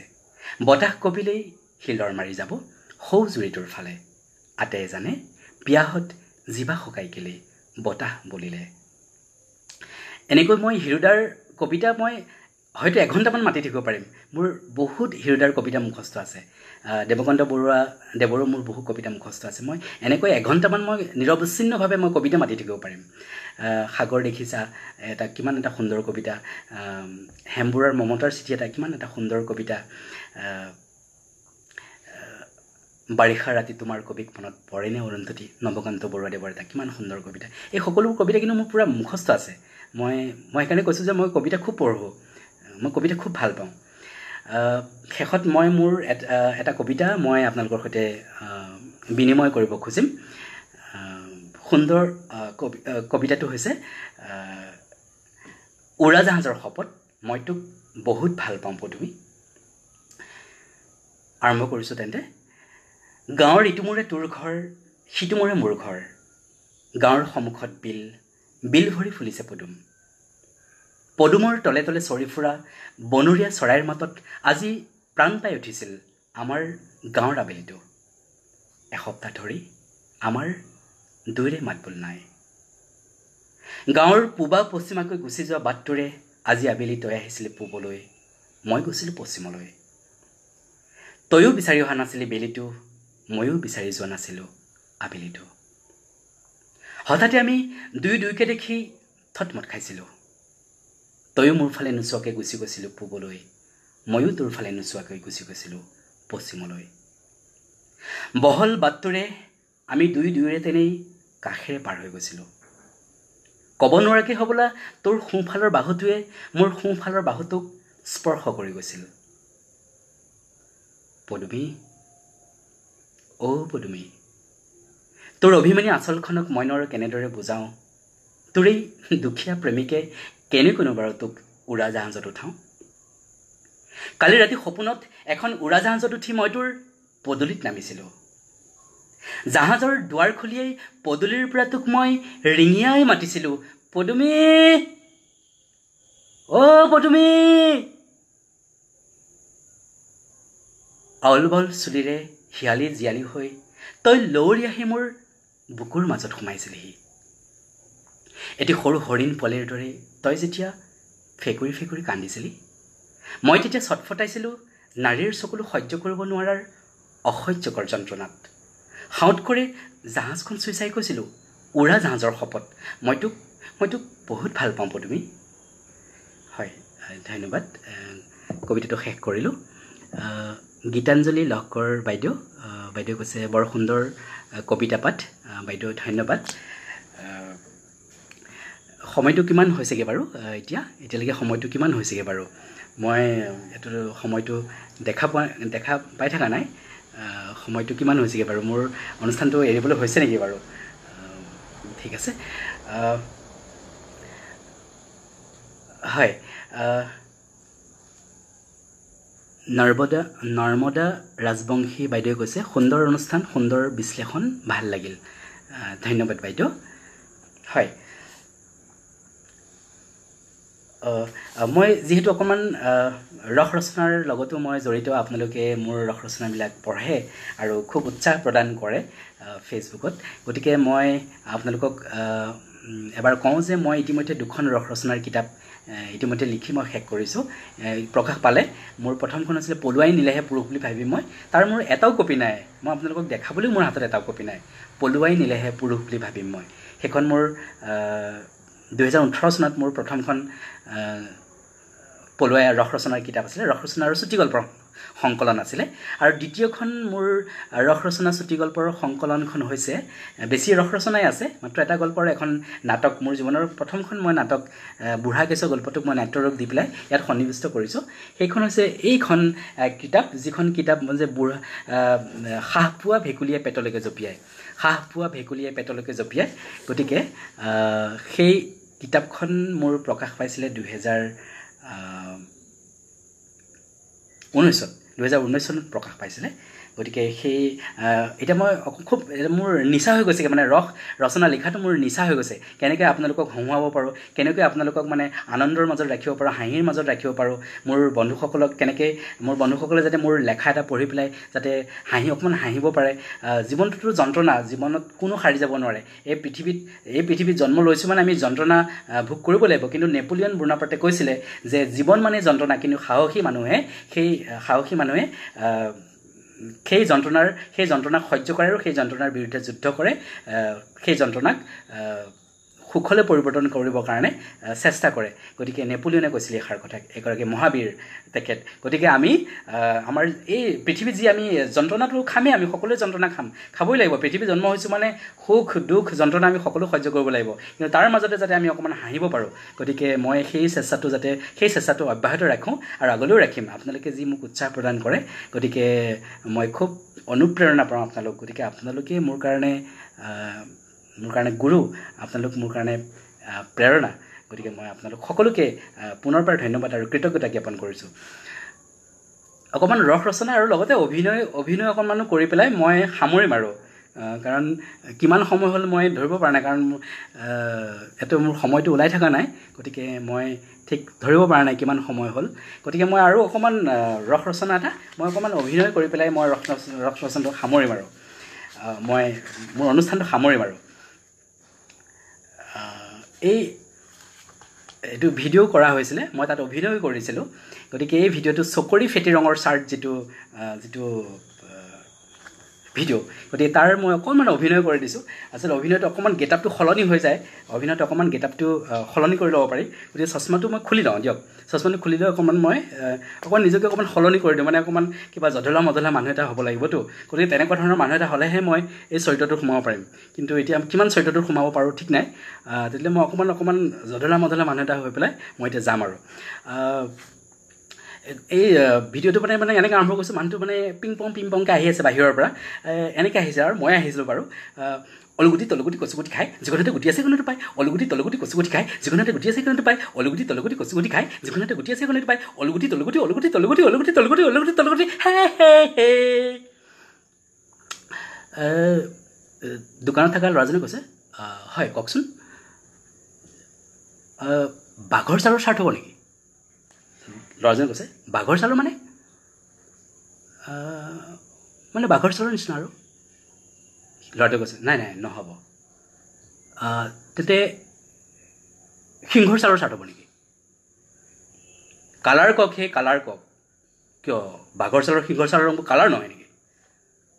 সিজনে কৈছে ল'ৰাজনে কৈছে হয় ডাঙৰীয়া কিন্তু তেনেকুৱা কালাৰৰ চাৰ্ট আমাৰ দোকানত নাই আপুনি বুজি পাইছেনে ঠিক আছে তেন্তে চকুৰি ফেটি ৰঙৰ চাৰ্ট হ'ব নেকি নাই নহ'ব তেন্তে ভেকুলী গা ৰঙৰ অকণমান খহটি টাইপৰ তো ল'ৰাজনে কৈছে ডাঙৰীয়া আপুনি ভালে ইয়াৰ পৰা যাবনে নহ'লে আপোনাৰ আগতে মই চাকৰি ৰিজাইন নিদিম তেতিয়া মানে মালিকজন আহিছে বাৰু কি হৈছেনো ল'ৰাজনে কৈছে চাওকচোন ছাৰ অথনিৰ পৰা বাঘৰ কালাৰ সিংহৰ কালাৰ চাৰ্ট বিচাৰি দিগদাৰ কৰিছে কিন্তু আচল কালাৰটোৱে নকয় মালিকে কৈছে বাৰু কওকচোন আপোনাক আচলতে কি কালাৰৰ চাৰ্ট লাগে মই আচলতে মই মানে কালি মোৰ পত্নীৰ সৈতে মানে বিয়াখন খাবলৈ যাম গতিকে ভাল চাৰ্ট এটা বিচাৰি ফুৰিছোঁ আৰু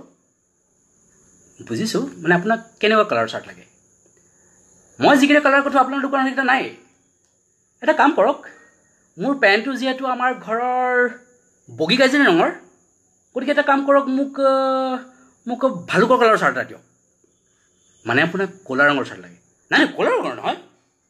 কিন্তু ভালুকটো ক'লা ভালুক ক'লা বুলি কোনে ক'লে ভালুকটোৱে ক'লে নেকি মই ক'লা বুলি জোৰ জবস্তি কাৰোবাৰ ক'লা নসজাবচোন এটা কাম কৰক ভালুকৰ কালাৰ যদি চাৰ্ট নাই তেন্তে লালু কিবা অকণি বা নিগনি কালাৰৰ চাৰ্ট এটা দিয়ক চাওক ডাঙৰীয়া তেনেকুৱা কালাৰৰ চাৰ্ট আমাৰ দোকানত নাই আপুনি অনুগ্ৰহ কৰি অন্য এখন দোকানতে বিচাৰক ঠিক আছে হ'ব যাওঁ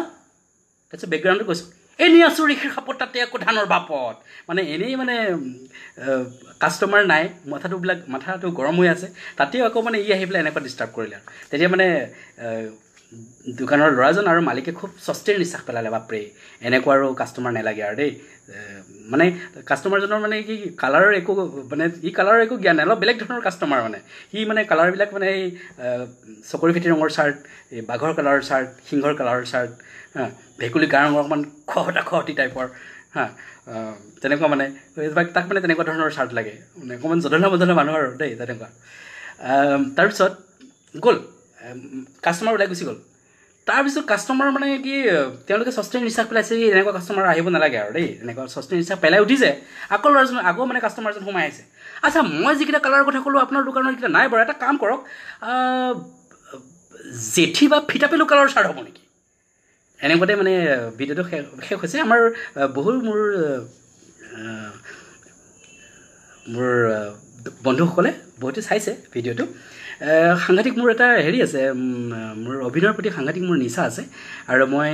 2003 চনত নগাঁও মহাবিদ্যালয়ৰ সপ্তাহ সমাৰোহত মই শ্ৰেষ্ঠ অভিনেতাৰ সন্মান লাভ কৰিছিলোঁ আৰু মই এইখিনিতে মনত পেলাম মোৰ ভাইটি দিবাকৰ বৰদলৈ মোৰ জুনিয়ৰ আছিলে তেওঁ এখন নাটক লিখিছিলে নাটকখনৰ নাম আছিলে চান্দা আৰু সেই চান্দাখনত নাটকীয়ভাৱে মই পৰিচালনা কৰিব লগা হৈছিলে আচলতে পৰিচালকক মাতিছিলে কিন্তু মানে খুব মজাৰ কথাটো হ'ল কি পৰিচালকক পিছৰবাৰ মানে লাষ্ট ইয়েৰৰ যি মানে পইচা দিব লগা আছিলে সেই পইচা আচলতে ইনষ্টলমেণ্টত দিও শেষ হোৱা নাছিলে মানে গতিকে ইনষ্টলমেণ্টত দিও আধাতকৈও বেছি পইচা শেষ হোৱা নাছিলে বাবে পৰিচালকে কৈছিলে নাই তোমালোকৰ তাত পৰিচালনা কৰিব নাযাওঁ দেই তোমালোকে ইনষ্টলমেণ্টত পইচা দিও আজিলৈকে শেষ কৰিব নোৱাৰিলা যিটো পইচা মই লগে লগে পাব লাগিছিলে সেই পইচাটো তোমালোকে ইনষ্টলমেণ্টত দিয়া কৰিলা আৰু ইনষ্টলমেণ্টত দি মোক আজিলৈকে পইচাটো শেষ কৰিব আধা পইচাও শেষ কৰিব নোৱাৰিলা গতিকে মই পৰিচালনা কৰিব নাযাওঁ দেই তাৰপিছত সেই দিবাকৰ তেনেকৈ মোৰ লগৰ সকলেও ক'লে যে হেৰি অশোক দা হেৰি অশোক এটা কাম কৰা তুমিচোন পৰিচালনা কৰি আছা এইকেইদিন তুমিও পৰিচালনা কৰি দিয়া মই হয় নেকি মই পাৰিম জানো নাই ক'লোঁ যে নাই একো নাই আপুনি পাৰিছে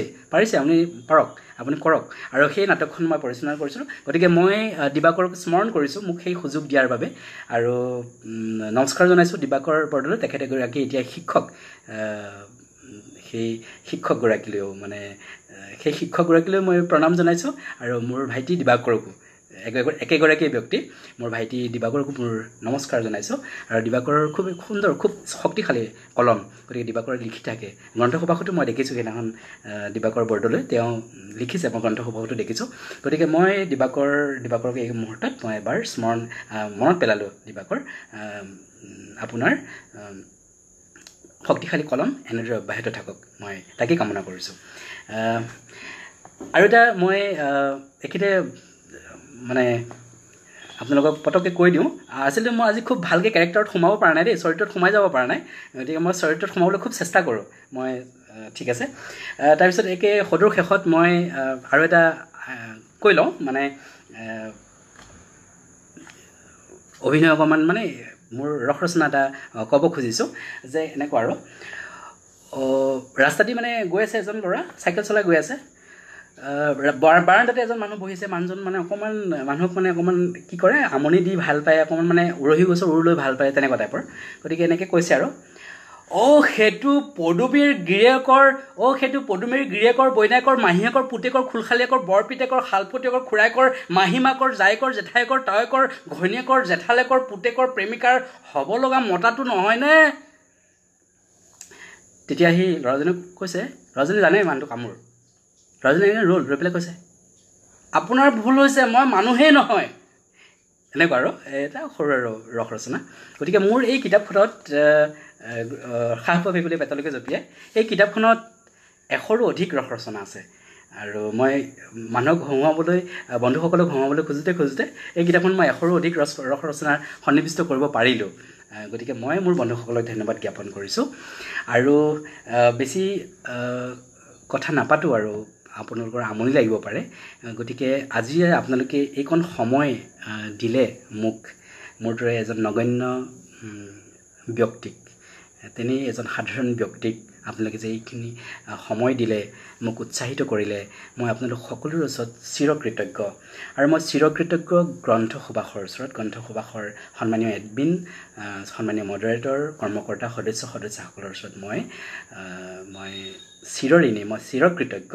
যে মোৰ দৰে এজন নগণ্য সাধাৰণ ব্যক্তিক যে আপোনালোকে এই লাইভ অনুষ্ঠানটোলৈ আমন্ত্ৰণ জনালে, আপোনালোক সকলোকে ধন্যবাদ জ্ঞাপন কৰিছোঁ। চন্দ্ৰমাই কৈছে বঢ়িয়া, মনালিছা পাঠক নেওগ চাই আছে, গীতালি লহকৰ বাইদেউ চাই আছে। গতিকে আপোনালোক সকলোকে ধন্যবাদ জনাই, আপোনালোক সকলোকে সেৱা জনাই মোৰ আজি এই গ্ৰন্থসভাৰ মননশীল অনুষ্ঠান, মত বিনিময়ৰ লাইভ অনুষ্ঠানটো আজি ইমানতেই মই শেষ কৰিছোঁ। কবিৰ ভাষাত আমাৰ আছে মানুহৰ ওপৰত বিশ্বাস, আমাৰ আছে ভৱিষ্যতৰ সুস্থ ৰঙা সূৰ্যৰ পিনে চকু, বৰ্তমানৰ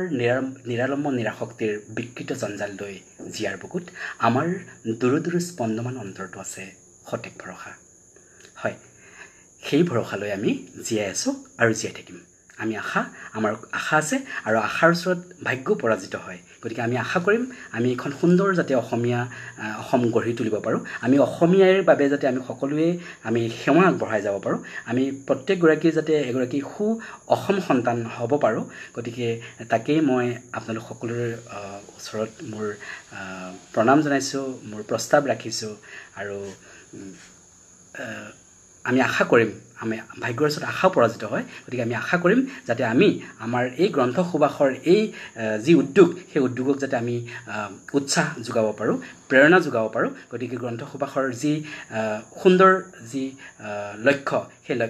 লক্ষ্য যাতে তেখেতসকল উপনীত হ'ব পাৰে। এতিয়া গ্ৰন্থ সুবাস কেৱল গ্ৰন্থ সুবাসৰ হৈ থকা নাই, এতিয়া গ্ৰন্থ সুবাস আমাৰ অসমৰ হৈ পৰিল, অসমৰ এটা গোট হৈ পৰিল। গতিকে গ্ৰন্থ সুবাস এতিয়া গ্ৰন্থ সুবাসৰ নহয়, গ্ৰন্থ সুবাস এতিয়া অসমৰ, গ্ৰন্থ সুবাস এতিয়া আমাৰ। গতিকে আমাৰ গ্ৰন্থ সুবাসক আমি আগুৱাই নিবলৈ আমি আজিৰ এই লাইভ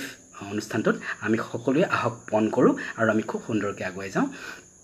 আজি এই লাইভ অনুষ্ঠানটোত মোৰ যদি কিবা অজানিতে কিবা যদি ভুল ভ্ৰান্তি হৈছে, আপোনালোকে মোক তাৰ বাবে ক্ষমা কৰি দিব। নিজৰ